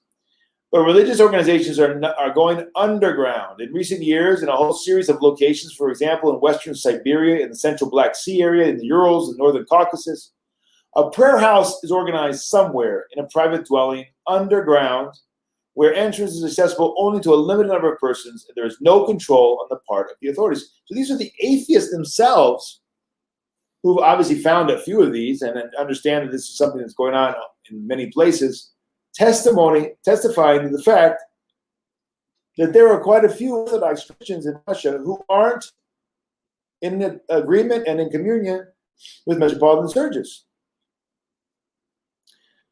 In 1933, again, this is St. Cyril writing, establishing the canonical basis for the church life going forward. He writes, during this time of freedom, Metropolitan Cyril actively engaged and entered into contact with and himself encouraged and organized non-commemorators of Metropolitan Sergius, those who commemorated only the name of Metropolitan Peter at divine services, and were now developing a separate church organization, later to be called the Catacomb Church. In two epistles written before his next arrest in July of 34, he gives the canonical foundation for his activity. The decree of Patriarch Tikhon in November of 1920, which Metropolitan Cyril cites as the specific canonical basis for church organization. He states that those cut off from the contact with the church center in Moscow, that's what the decree states, that those cut off should organize themselves as well as possible in their circumstances, choosing the eldest among them as their chief hierarch. So he's saying, look, this is our basis. We're going back to that, but we've been cut off. There is no Moscow center. The Moscow center is apostatized, become a slave of the state, an adjunct of the state, no longer serving the church. And therefore, we have no choice but to do what St. Tikhon said we should do in the event that we lose the center. And that's exactly what they did. And that's what happened with the Church abroad. That's how the Church abroad existed all these years. They said, we don't have a center. It's been taken over by the communists. Again, continuing, the disorder in the Russian Orthodox Church I view not as concerning the teaching which she holds, but as concerning administration. Metropolitan Sergius recognized himself in the absence of Metropolitan Peter to have all his rights as locum tenens. Metropolitan Sergius' sin is in exceeding his authority. He's a usurper. And the Orthodox episcopate should not have acknowledged such an authority. And he's saying, look, the rest of you bishops who are going along with it, whoever you are, you're co-responsible for this sin. Only after the death of Metropolitan Peter or his lawful removal do I find it not only possible for myself, but even obligatory to actively interfere in the church administration of the Russian Church. Until then, the hierarchs will acknowledge as their chief hierarch only Metropolitan Peter, commemorating his name in proper order of the divine services, and not recognizing the administration of the Sergius as a lawful succession, can exist parallel to those who recognize Sergius until a conciliar trial. So he's not saying, look, we have two churches. We don't have a schism. He doesn't not really recognize the schism, is he? He's saying we're going to exist parallel. There's going to be no communion because of their stance, the hierarchy stance. It's going to be a solution until there's a council. I think this is really, I'm going to stress this many times because this is how all Orthodox Christians should think about these issues. We should be working toward a council. And that's exactly what he says. Look, this is going to be the case of things. We're going to have this abnormal situation until there's a council. That's how we're going to solve it. Now look at the stark difference between a usurper and a confessor. 1934, Bishop Damascene is freed from Solovki and is active in organizing non-commemorators. All right, so the confessor of the faith, the one who suffered for Christ, the one who was imprisoned for Christ, immediately comes out and organizes the flock, which is not following after Sergius, the remaining faithful to the Orthodox Fronium, or the Orthodox outlook on the church. At the same time, what's Metropolitan Sergius doing? He is given by the Sergian Synod, and the bishops joined to him, the title, Most Blessed Metropolitan of Moscow and Kolomensk, with the right of wearing two panagias. So that's what he thinks apparently is important, is that he becomes the Metropolitan of Moscow, which of course, again, was not in his power to do, but he's doing it anyway, and moving on as if he is the first hierarch. And there's no one alive that has any authority over him or he should listen to. There are also at this time, 1935, we have witnesses of priests, the whole altar on the shoulders going about. So this is apparently something that's witnessed to throughout 33, 4, 5, 6, and going forward. This is how they get around at least some of the restrictions and the persecution. And one priest writes, I finished my exile and returned to my native place, did not receive a parish. The only thing left for me was to wander from village to village where there were no churches, and for a piece of bread or a night's lodging, perform divine services. Many priests like myself with bundles on their shoulders, going from village to village, offering to perform the divine services. Many people chase us away, mock us, but many receive us, feed us, and give us shelter and ask us to serve. We serve everything, including liturgy. For performing the divine services, we carry in our bundles an antimitzion, a container of the holy gifts, incense, censer, church wine, and the simplest vestments. And so we carry a whole altar on our shoulders, most frequently of all people, and ask us to serve panachidas. So they're saying, look, this is our life. This is how we're going to continue to live the Orthodox Christian life as a priest in these dark days. And of course, this is not a part of the system that's recognized by the Soviets or under Metropolitan Sergius. In remote regions of Soviet Russia, we have, again, from witnesses who escaped abroad.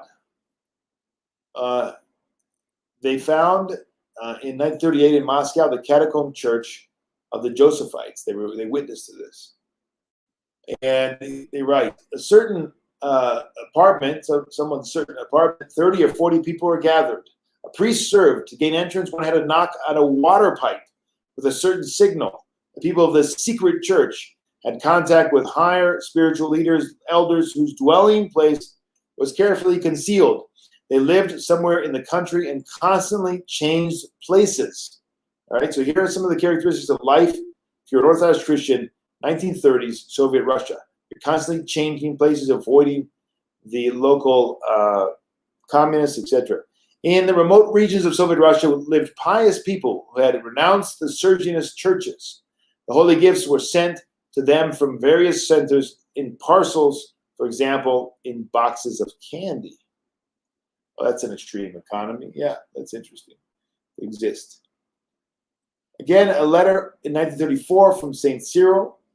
The different understanding of the patriarchal, it might be actually later, a bit later, I'm not sure. I think it's 34 or 35. A different understanding of patriarchal testament, which is affirmed by Metropolitan Sergius, has already led to the fact that the testament which was left for securing the speedy election of a new patriarch has become the foundation of the substitution. The substitution for the person of a patriarch in the church administration by some kind of collegial patriarchate, quote unquote. Whether the blessing of God rests on this undertaking of Metropolitan Sergius, we dare not judge until a lawful council, again, stressing where we need to end up, by its sentence shall utter the judgment of the Holy Spirit concerning him. The council is going to utter the judgment of the Holy Spirit. It seemed good to the Holy Spirit and to us, it says in Acts of the Apostle. However, just as with everything akin to Renovationism, we cannot acknowledge the church administration, which has been renovated. The Metropolitan Sergius as our Orthodox administration coming by right of succession from His Holiness Patriarch Tikhon. All right, so that's Metropolitan Cyril in that aspect. It goes on. It's very interesting here now. Pay attention to this. I firmly believe that the Orthodox Episcopate, with brotherly union and mutual support, will preserve the Russian Church with God's help in an age-old orthodoxy all the time of the validity of the patriarchal testament, and will conduct it to a lawful council. He's saying, look, the bishops eventually will solve this in council. That's what he believes. And that's what we have to work for always. It seems to me that both you yourself and your correspondent do not distinguish those actions of Metropolitan Sergius and his partisans, which are performed by them in proper order by power of those grace-given rights received through the mystery of the priesthood, from those other activities which are performed with an exceeding of their sacramental rights. He's saying to someone, he's writing to someone about Sergius who's probably going too much to the right or something, or undiscerning. And he said, you have to distinguish things here. One thing that comes with their priesthood that is a part of it is by the church, and that's the mysteries. It's another thing, the activities they perform which are not in their power to do, right? That's condemnable. But the other things that essentially belong to the church and they're servants of, because they've been ordained to do such things, that's a different matter. He goes on, very important here. The mysteries performed by Sergius, who are correctly ordained and not prohibited to serve as priests, are undoubtedly saving mysteries for those who receive them with faith, simplicity, without deliberations and doubts concerning their efficacy, and do not even suspect anything incorrupt in the Sergianist order of things. So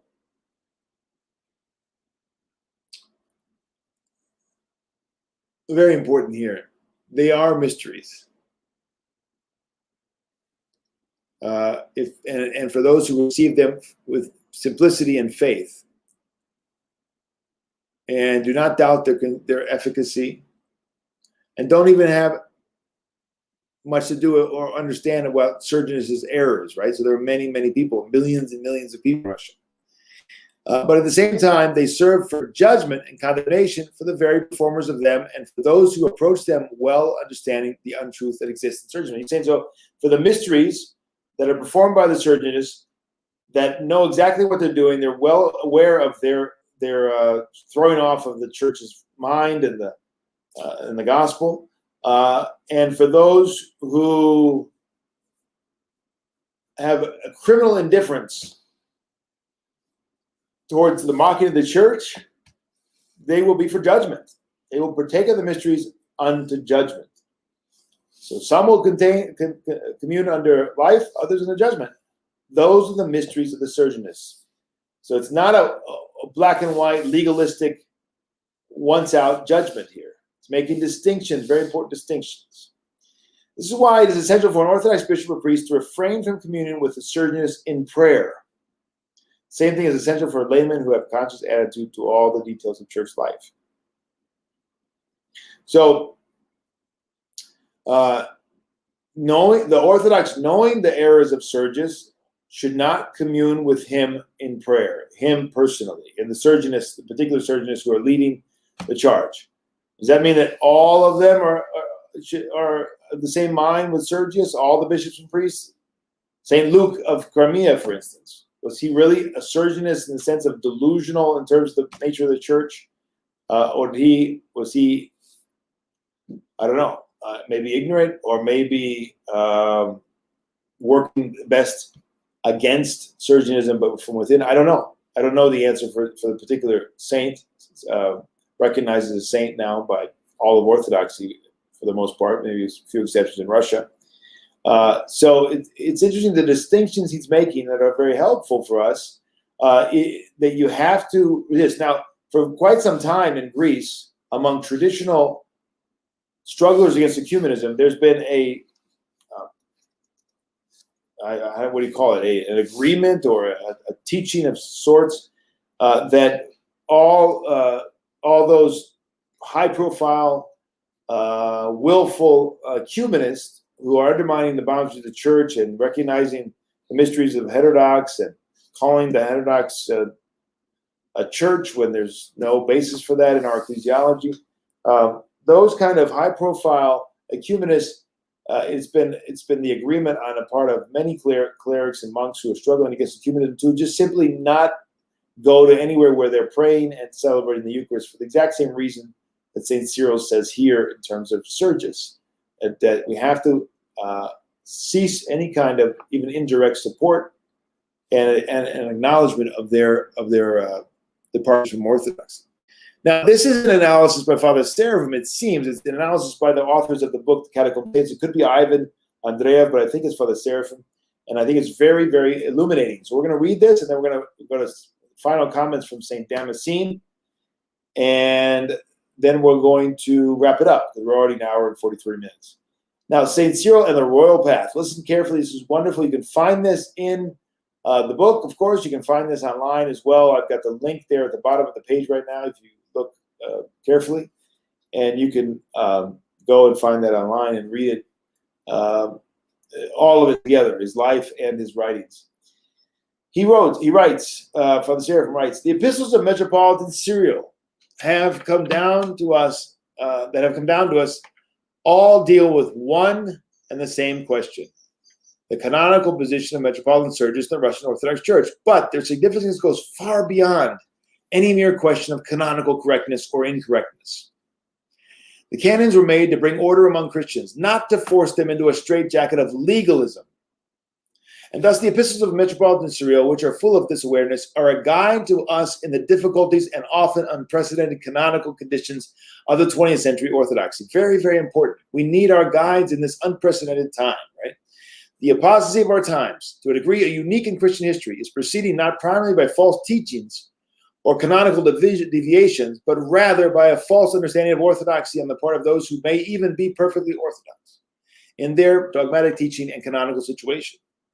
A correct orthodoxy, quote unquote, deprived of the spirit of true Christian life, Christianity. This is the meaning of Sergianism. And it cannot be fought by calling it a heresy, which it is not, Father Seraphim Rose does not consider it heresy, apparently. Very interesting. I think it could be considered, and to a certain degree, you could connect it to the heresy of a distortion of the church and its high priority and its role in the world. But anyway, it's not a heresy according to Father Seraphim, not by detailing its canonical irregularities, which are often incidental to something much more important. So a correct orthodoxy deprived of the spirit of true Christianity. This is the meaning of Sergianism, right? So you have a legalism, a super correct orthodoxy, and yet the spirit of truth, spirit of God, of love, and all the virtues is not present. That's the first part. Now we go on. Unfortunately, few seem to be able to understand this in our day of deceptive oversimplifications. That's a phrase that seems to me to be easily applied to those on the right, the temptation on the right, who've fallen off the royal path to the right. That seems to me where that's going, but it could be on the left as well. The people who are going to the very worldly stance. Metropolitan Sergius himself, despite his theological reputation, could make no use of Metropolitan Cyril's position, which is nothing but the balanced royal path of Orthodox moderation. Between the extremes of Renovationism and Sergianist legalism on the one hand, and the too hasty accusation of Sergianist heresy or lack of grace on the other. He's, of course, talking about the zealots on the right, and those, for instance, the Matthewites in Greece who declared the mysteries graceless many, many, many years ago, and other innovations on the right. So those of you who think you are super in the bastion of orthodoxy because you're on the right, you could be totally outside of orthodoxy, in fact, and in delusion because of a super correct legalistic approach to orthodoxy. So be careful. Repent of that. Metropolitan Cyril took up the organization of a separate church organization only with great reluctance. Very important here. He didn't want this. He didn't want to have this to happen. It was forced into it. And did not do so, and he did so not because he believed that he and his followers alone constituted the true church. Sounds totally Protestant to me, in terms of physiological, extremes and delusion. But with great reluctance, and he did so not because he believed that he and his followers alone constituted the true church, but solely in order to avoid dependence on those whose confession of orthodoxy had been compromised, even though they were still part of the same church. Listen to that. Father Seraphim saying, same church, Sergius, Cyril. Catacomb, official, same church. Avoid them so that you're not compromised, so that you don't fall in delusion that they fall in, so that you put a stop in some part of the church to this advancing disease and of heretical worldly secularist thinking, legalism. So you've got to avoid dependence on those. He did it to avoid dependence on those whose confession of orthodoxy has been compromised. All right, so it's kind of a social distancing, so to speak, but much more effective. Metropolitan Cyril's message of moderation is very applicable to in our own day. So I encourage you to read all of this in the Catacomb Saints. I've only taken excerpts, and I'm trying to make it as relevant as possible. There are wonderful points to be made, but I couldn't include everything. Metropolitan Cyril's important distinction between the true mysteries of Sergianist clergy and the usurpation of sacramental activity manifested in such acts as Metropolitan Sergius' interdictions and excommunications of those who disagreed with his new church policy is likewise a fundamental one for our time. So what's the distinction? True mysteries and yet usurpation of sacramental activity. It's very important, that distinction going forward. How you can reject on the one hand and yet not fall into the error of rejecting before a council some part of the church is graceless, etc. All right, so the bookish application of the canons, which Metropolitan Cyril so severely condemns, cannot understand this distinction.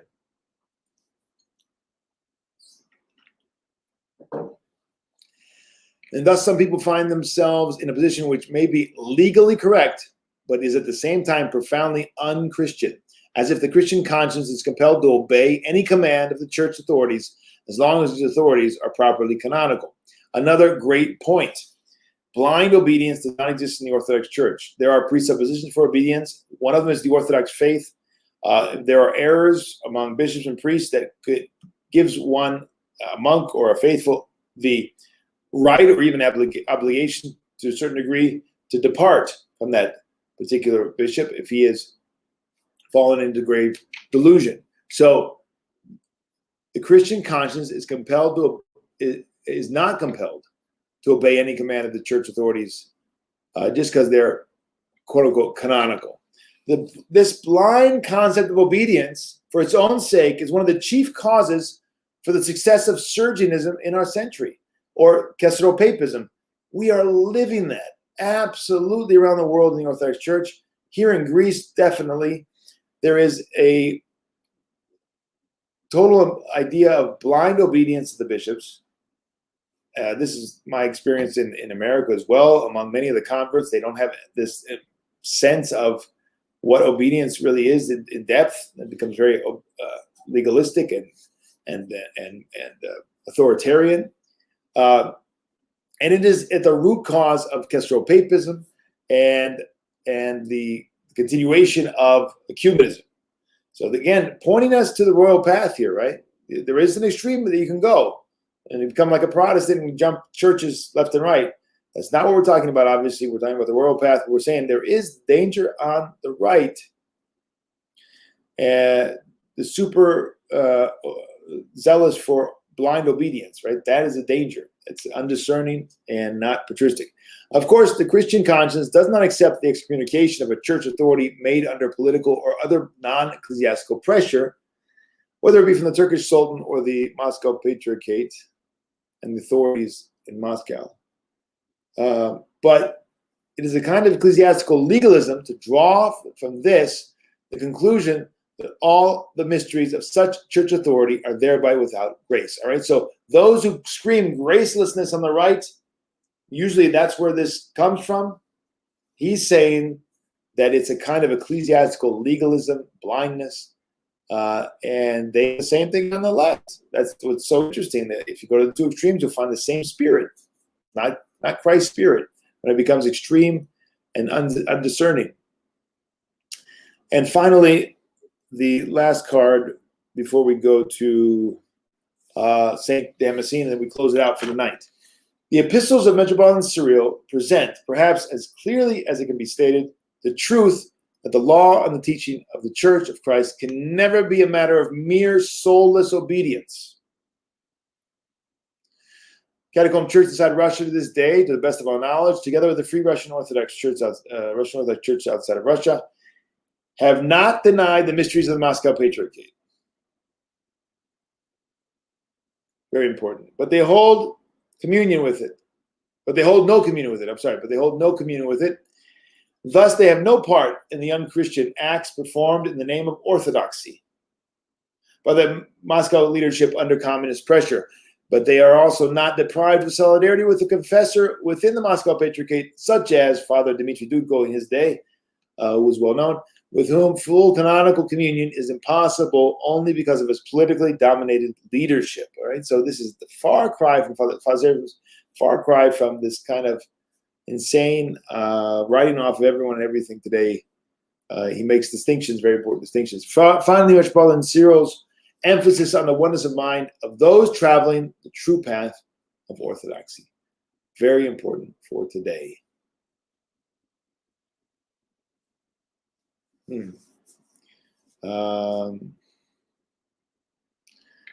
leaders of world orthodoxy are pursuing a ruinous policy of renovationism and apostasy, but it is a hazardous and self-defeating thing to attempt to define the precise point beyond which they, and especially their unwitting followers, have left orthodoxy without hope of return. This judgment is not ours to make, just like St. Cyril said. It's not our judgment. I'm not going to pass judgment on Metropolitan Sergius. A council will do that. And he's saying, what's going on in the church today with all this insanity in the different local churches? There's people standing up. I mean, you could say this about ecumenism and Sergianism. You can say it now about COVIDism, whatever you want to call it. And he's saying, ultimately, we cannot judge a council alone can judge. We have to, of course, struggle against it and all the rest. But we're not in a place to pass for final judgment. This is super important because there's many small groups of Orthodox who built, true Orthodox churches or old council churches, and they built it on the idea that they can judge, they must judge, and they pass judgment. And this is not the spirit of Saint Cyril and Father Seraphim. But to us is given, and the saints of the church, I would say, but to us is given to stand firm in the holy tradition of Orthodoxy handed down to us by our fathers, to refrain from communion with those who participate in the apostasy from true Christianity. This is what I said is going on in Greece among traditional Orthodox. They don't frequent, they don't go anywhere where the ecumenists, well-known ecumenists, are celebrating. It's one tactic, let's say, that is used to isolate the heretical teaching. And to seek out those of like mind who are resolved to be faithful to Orthodoxy unto death. And it's very important that like mind, now we're going to hear a lot about that from St. Damascene, then we'll finish up. How to be together, the faithful need to be together, he says. Judging by all the evidence, in our contemporary experience, we are approaching a similar time like that of the early church. In our situation, it is necessary to diligently avoid making a big mistake, namely allowing strife to exist among believers as a result of the seizure of their churches. Do not allow it to happen. That's demonic. Of course, we're not talking about fighting for the faith. We're talking about between the brethren for other reasons. On the contrary, the believers need to be ever closer to each other. It is necessary for us to join into the closest of alliances on the basis of our single faith, common prayer, mutual support for each other in the sorrows that have befallen us. How much this is so true today. You could write that today. We need closeness, and we need to come together and be in a parish or a monastery or community or somewhere where we have support.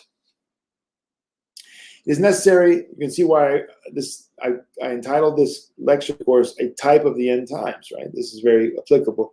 It is necessary to unite around the priests known to us in order to recognize through them the grace of Christ in the holy mysteries, which perhaps will be performed in secret places. All right, so look, he's saying, gather around the priest. People have been asking me, what do you do? What do you do? I'm here and there. I don't have this, I don't have that. Gather around faithful priests. That's all.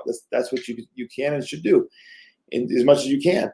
In such conditions, it is necessary for the faithful to know their priests well, for they may have to abandon the external proof of their rank in order to freely communicate with their flock.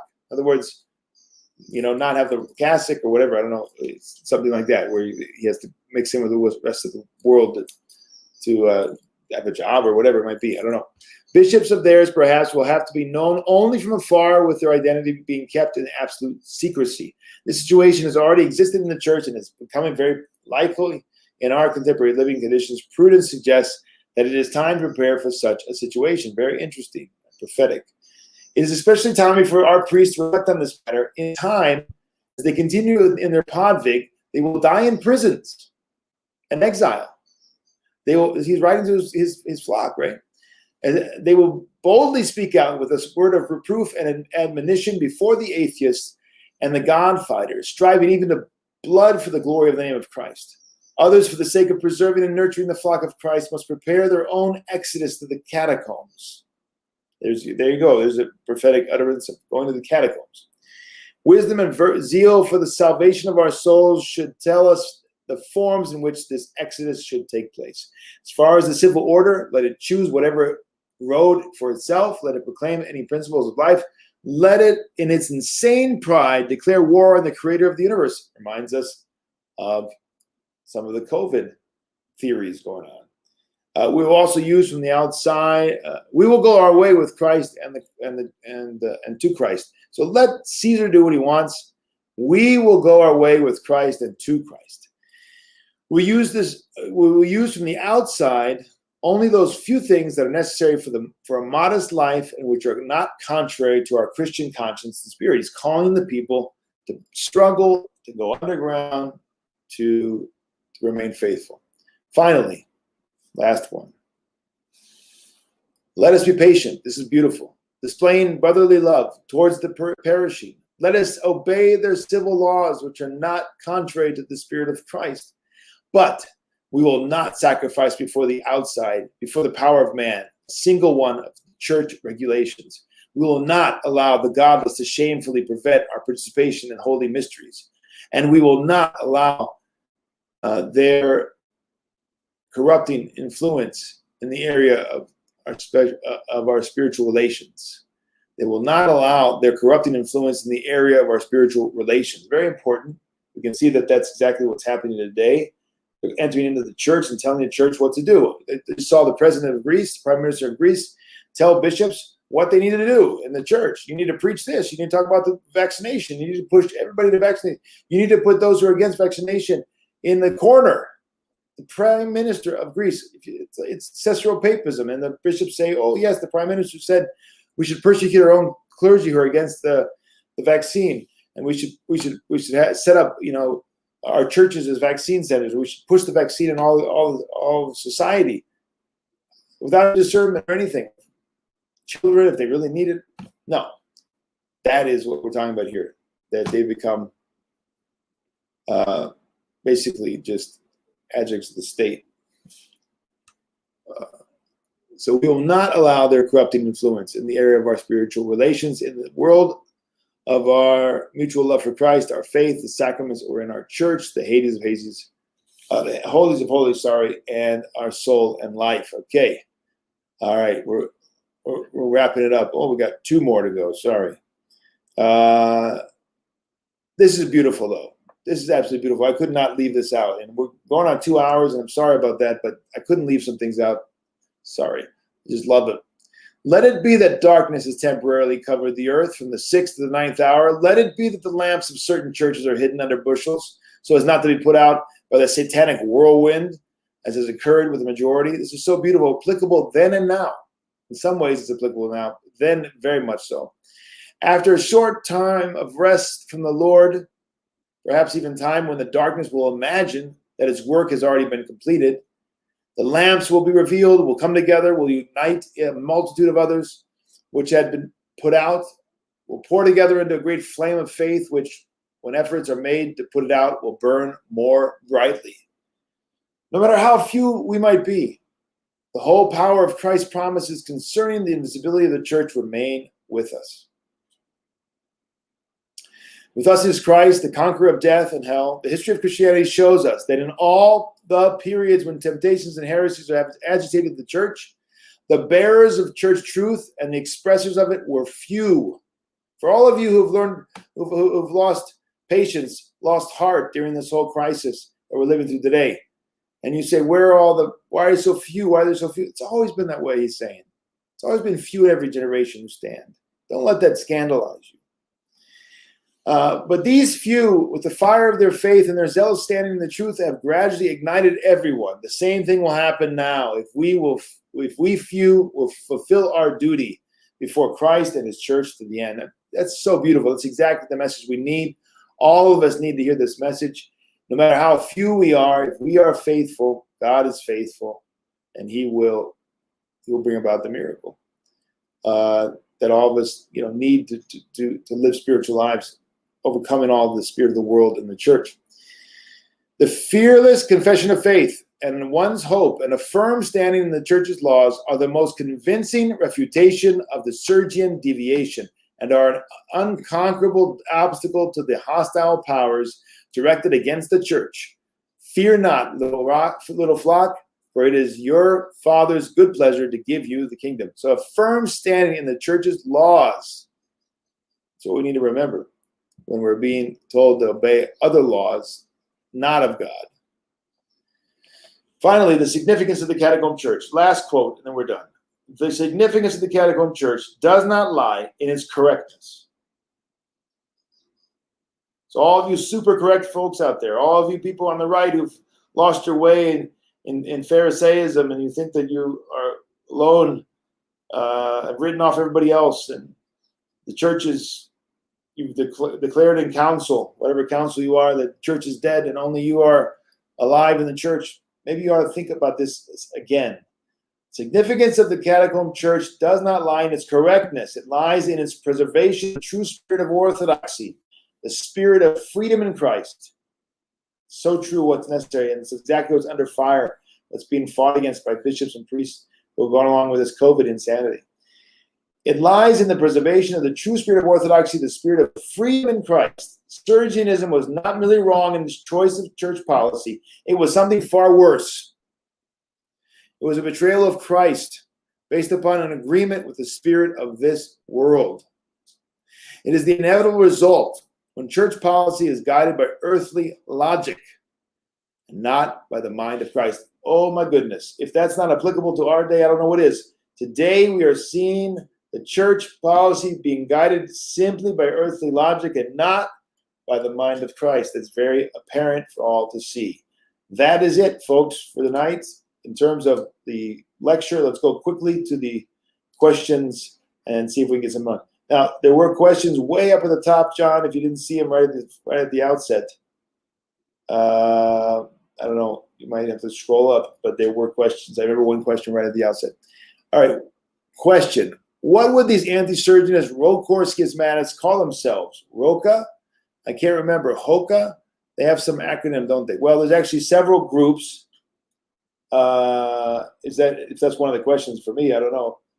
Maybe not. But there are actually several groups for those who are, some of them claim and perhaps are historically in Russia, continuation of the true Orthodox, and they were in the catacombs. And they're called the True Orthodox Church of Russia, the True Russian Orthodox Church. There are other groups that have split off from Rokor, other groups that split off from other groups, and there are a variety of groups. So some of them are Rokor, and then they have another initial after their name. In any case, what we want to see with all of these groups is unity in orthodoxy. What we want to see is an end of the schisms. What we want to see is an overcoming of the heresies. What we want to see is working together. I don't think there's anywhere written in any of these groups that they can't work together with other Orthodox.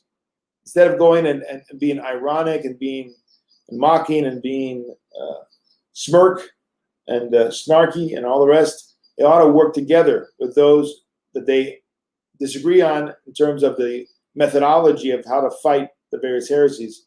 So what? Work with them. There's no sin in that. You don't have to leave your the comfort of your true Orthodox church to work with others. If you truly want the restoration of orthodoxy, truly want unity of all the Orthodox, you would work with them and not against them and not undermine them. That would be my suggestion. Anyway, next question. When did the Zealots leave their founder's approach against Metropolitan Sergius to adopt that legalistic and systematic attitude of Metropolitan Sergius himself? What led to this? Did they resist Metropolitan Cyril's royal path? That's a very good question. We don't have a lot of information about the church in the catacombs after 60s and 70s. We have some, at least not in English. I'm sure there's more in Russian. I don't have I'm not privy to a lot of that, so I don't know. I can't give you details on history. And I don't know how much we can say that they all adopted the Sergianist legalistic mentality and became methodologically worldly. That's definitely a temptation. That's definitely apparent. We see that in, for instance, the super correct Father Seraphim talks about. There are groups of those who just become super zealous and lose their discernment, and it just undermines their whole witness and undermines the unity of the church. And I think that's where they need to work. I mean, everybody needs to work somewhere, right? We're not all perfectly harmonized with the royal path. But there are degrees of alienation from the royal path. And the royal path is one of great discernment, struggle, and yet, within the law, as St. Paul says, you struggle according to what the rules are, and spiritual rules, spiritual laws, and then you have progress. So I don't know to answer you in particular about these groups and why they seem to have approached things in a very legalistic manner and don't seem to understand or grasp St. Cyril's words, or they think they're not applicable today. Certainly there's a fairly good argument made against, the reality is things have changed drastically after 1990, and therefore, we can't follow what St. Cyril was saying is very early. It would say things have changed, etc., etc. But the principles haven't changed. They shouldn't have changed. And there hasn't been a church council to make it null and void, and therefore force us into one particular thing. To be faithful, we have to do one particular thing, which is what the council would say in relation to the heresy of the day. We haven't arrived there yet. So it's hard to know why they would say that St. Cyril's words, for instance, maybe don't apply anymore. But I think that's what is undermining that approach to St. Cyril is what's undermining their faithfulness to St. Cyril. All right, let me go on. What was the Catacomb Church recognized and in communion with the rest of the Orthodox churches?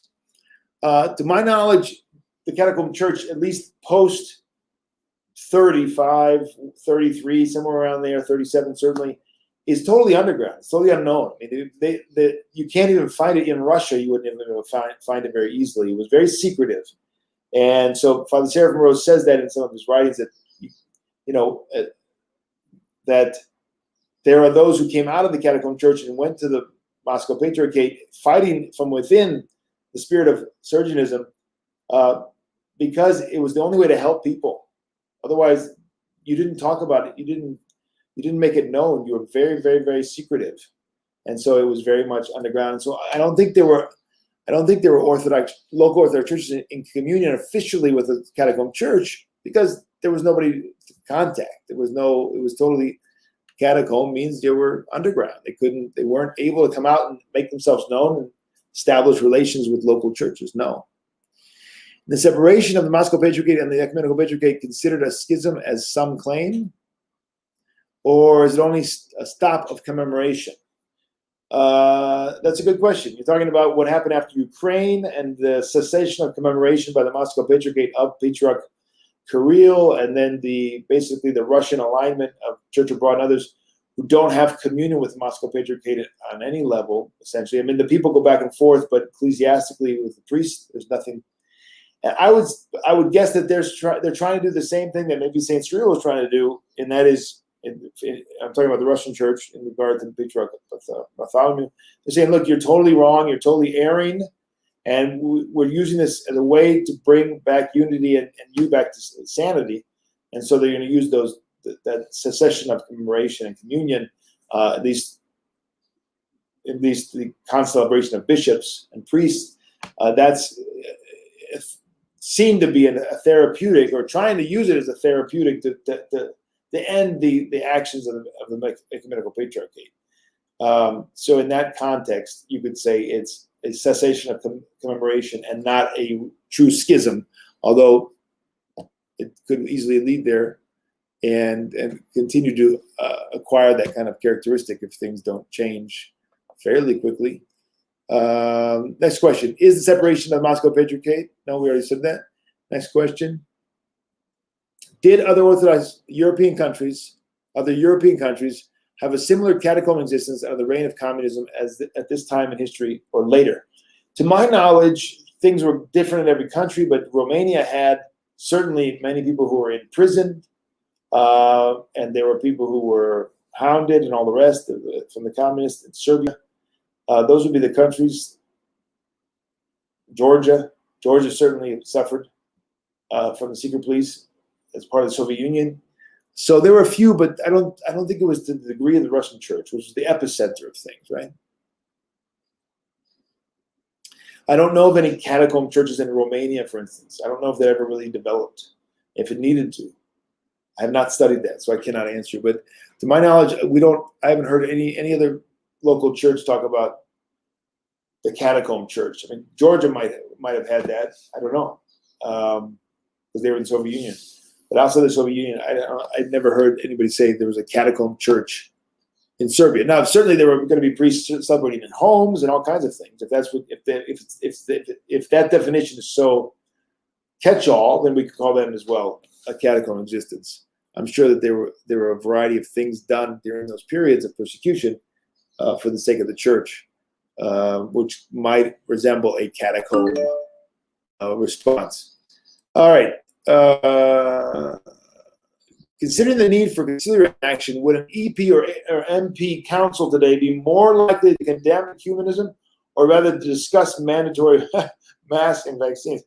Indeed, I have to agree with you that the contemporary leadership of the Orthodox Church, by and large, with notable exceptions, does not give us much confidence that a council led by the current heads of the local churches will lead to the restoration of orthodoxy and the condemnation of ecumenism and Sergianism and the various isms. There's been some attempt, but it's been pretty pathetic. I think it's got to work more on the local churches for that to happen. But I would say that they probably would talk more about COVID and the need for vaccination. A lot of these bishops, unfortunately, this is a great tragedy that's going on. To hear Orthodox bishops push for mandatory vaccination in Greece with a drug that has not been approved officially, but is on an emergency use. And so, I mean, there's so many reasons why this is so irresponsible of priests and bishops doing that. So there apparently maybe a lot more discussion of that than a condemnation of ecumenism. I would agree. Although there are plenty of people in the Church of Greece who are anti-ecumenists and want ecumenism condemned. So the struggle continues, and there's been a lot of progress since I've been in Greece 22 years ago now. I say there's been a lot of progress. We'll see if what God will bless. I think it has to be a divine intervention at this point, as always, for our salvation, to help us with all these issues. All right, next question. Are the bishops working with the Prime Minister of Greece to require vaccinations to attend liturgical services? Well, not yet, not officially. There's talk of it. Excuse me. There's talk of it. There's meetings going on yesterday and tomorrow. And, and we pray to God. We pray to God that they're not going to buckle and do whatever the state asks and ask the priest and the people to be vaccinated, because it's going to get very, very confused in Greece. I guarantee you there'll be plenty of people who are going to refuse, of course, to do that. Many, many priests. There's going to be probably a lot of secret divine liturgies going on in chapels and in homes if that happens. It's a kind of persecution. It's obviously unorthodox. It's obviously anathema to force anyone to get a vaccination. It's totally against even worldly standards and medical standards, how much more against the freedom in Christ that we have. It's again allowing the spirit of the world, kind of a totalitarian spirit, to get in. It's very hard to get out, and the damage will be great. So let's pray to God that the bishops find some way to get out of that, because that would be very tragic for the Church of Greece. The double-headed eagle, I have been told, represents union of church and state. Is the goal of bishops to achieve this bond? Has ideologies such as capitalism failed this union? Has Russia achieved it today? So, church and state really only makes sense in a symphonia, on the basis of something like the Roman Empire or the Russian Empire, where you have an Orthodox culture, an Orthodox king, and all the rest. That's where this symphonia, this church-state relationship. The minute the state becomes antagonistic to Orthodoxy, what kind of double-headed eagle do we have? I mean, it becomes a single-headed. This is exactly why ancestral papism is a delusion and an innovation and a danger to the church always. The worldly mind can never do the will of God according to the methodology of the faith. It's always going to be done in a bad way, and so a good thing can't happen in a bad way. And so the minute that the worldly mind, the ruler, becomes head of the church, he's going to make a total and utter mess of it. And of course, the success of this in the Roman Empire and the Russian Empire was when the state did not do overreach. Many times they did, and it was not perfect. But that's the ideal, right? That's what we're struggling for. I don't think Russia's reached it today. No, it's very friendly and very supportive, but no, I don't think it's reached it. They're very friendly on an official level in any way. and doesn't seem to be persecuting the church officially in terms of putting and going after the Patriarch or something like that. Now, there are other smaller groups of Orthodox who say they are persecuted in Russia because they're not a part of the Moscow Patriarchate, the true TOC groups. And that, of course, is a travesty and a shame. And if you know, I would expect righteous people in the Moscow Patriarchate to be protesting against that left and right. Of course, it doesn't happen, and it's a huge problem for us because there's not a true desire for oneness and unity with the various TOC groups. At least enough desire for that unity. It seems to me to be lacking. If the MP wasn't legit under the Soviet Union, when did they become legit again? Well, that's a good question. It's a question that pertains to the post-90s, which I'm not really qualified to answer at this point. I think it's a very good question, though, and I think that that's the question that was essentially attempted to be answered by the Russian Orthodox Church outside of Russia. Of course, there were several schisms that were created because there was not agreement, there was not oneness of mind, and there was a union affected. So that's a good question. When communism falls and the church is no longer under the thumb of communism, at least overtly, that's when there is a massive change in terms of at least the freedom of most of the church. Maybe the hierarchy is still enslaved. I don't know. Maybe it's all secret behind closed doors and the hierarchy is just tools of the new state. It's hard to say. But in any case, there doesn't seem to be, for the vast majority of millions and millions, hundreds of millions of Orthodox Christians in Russia who are trying to practice their faith. They're not ideologues. They're not, persecuting other Orthodox groups. They're just trying to practice. It doesn't seem to be obviously the same situation they had before. So that's the church. The church is not just the hierarchy, right? And that distinction is clear in the writings of the fathers here. So you say the MP. What do you mean the MP? The hierarchy of the MP? The whole of the church of the Moscow Patriarchate? I would say the whole of the church of the Moscow Patriarchate as a church was, according to the saints here, had mysteries, was the church. The hierarchy, particularly Sergius and those who followed him and those who continued his policies were not following the Spirit of God. We're not in the Spirit of God. So in the same way, after the fall of communism, probably a similar phenomenon is going on. What has not happened, which is a travesty, is the council has not been called to deal with these issues. It was only a committee. A council needs to be called, in my opinion. That's what the saints say, not me. So it's legit in the sense of it never lost legitimacy in terms of the mysteries, as far as I can see from the saints, at least the saints I'm quoting. I'm sure there are others who might have a more strict position, but I don't think anybody can say that definitively. Any saint would never say, I am the voice of the church. This is the definitive decision. These people no longer have grace, even though there are people who are against Sergius in the Moscow Patriarchate. So that didn't happen. So in a sense, it never lost legitimacy in terms of its basic identity as a part of the church. The hierarchy lost all legitimacy. The hierarchy persecuted the Orthodox. I'm talking about Sergius and his council, his synodical council.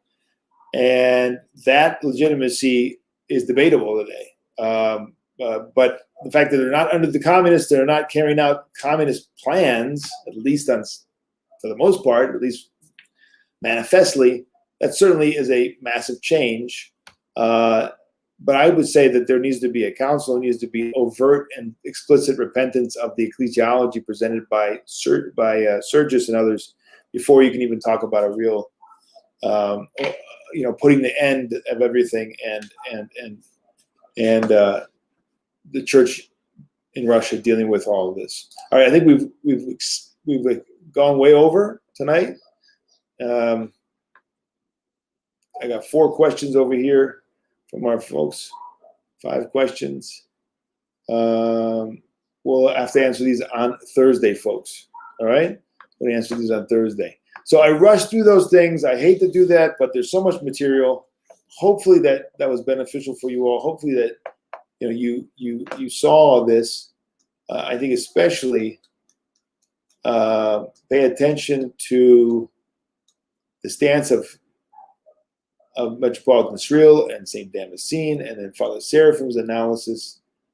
And I think this was, if you're going to go back and look at something, you might want to look at this, the question of Canon 15, proper interpretation.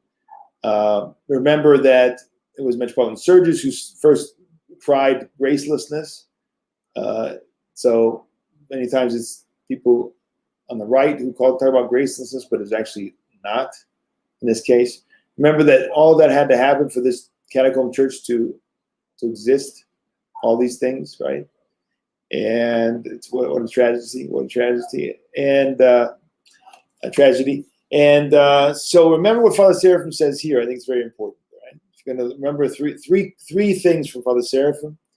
What it is about the Catacomb Church that makes it so great.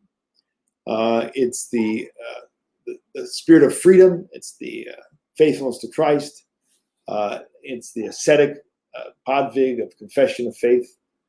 It's the rejection of a distortion of church life. These are the great things, the Catacomb Churches, the long-suffering, the love, the faithfulness.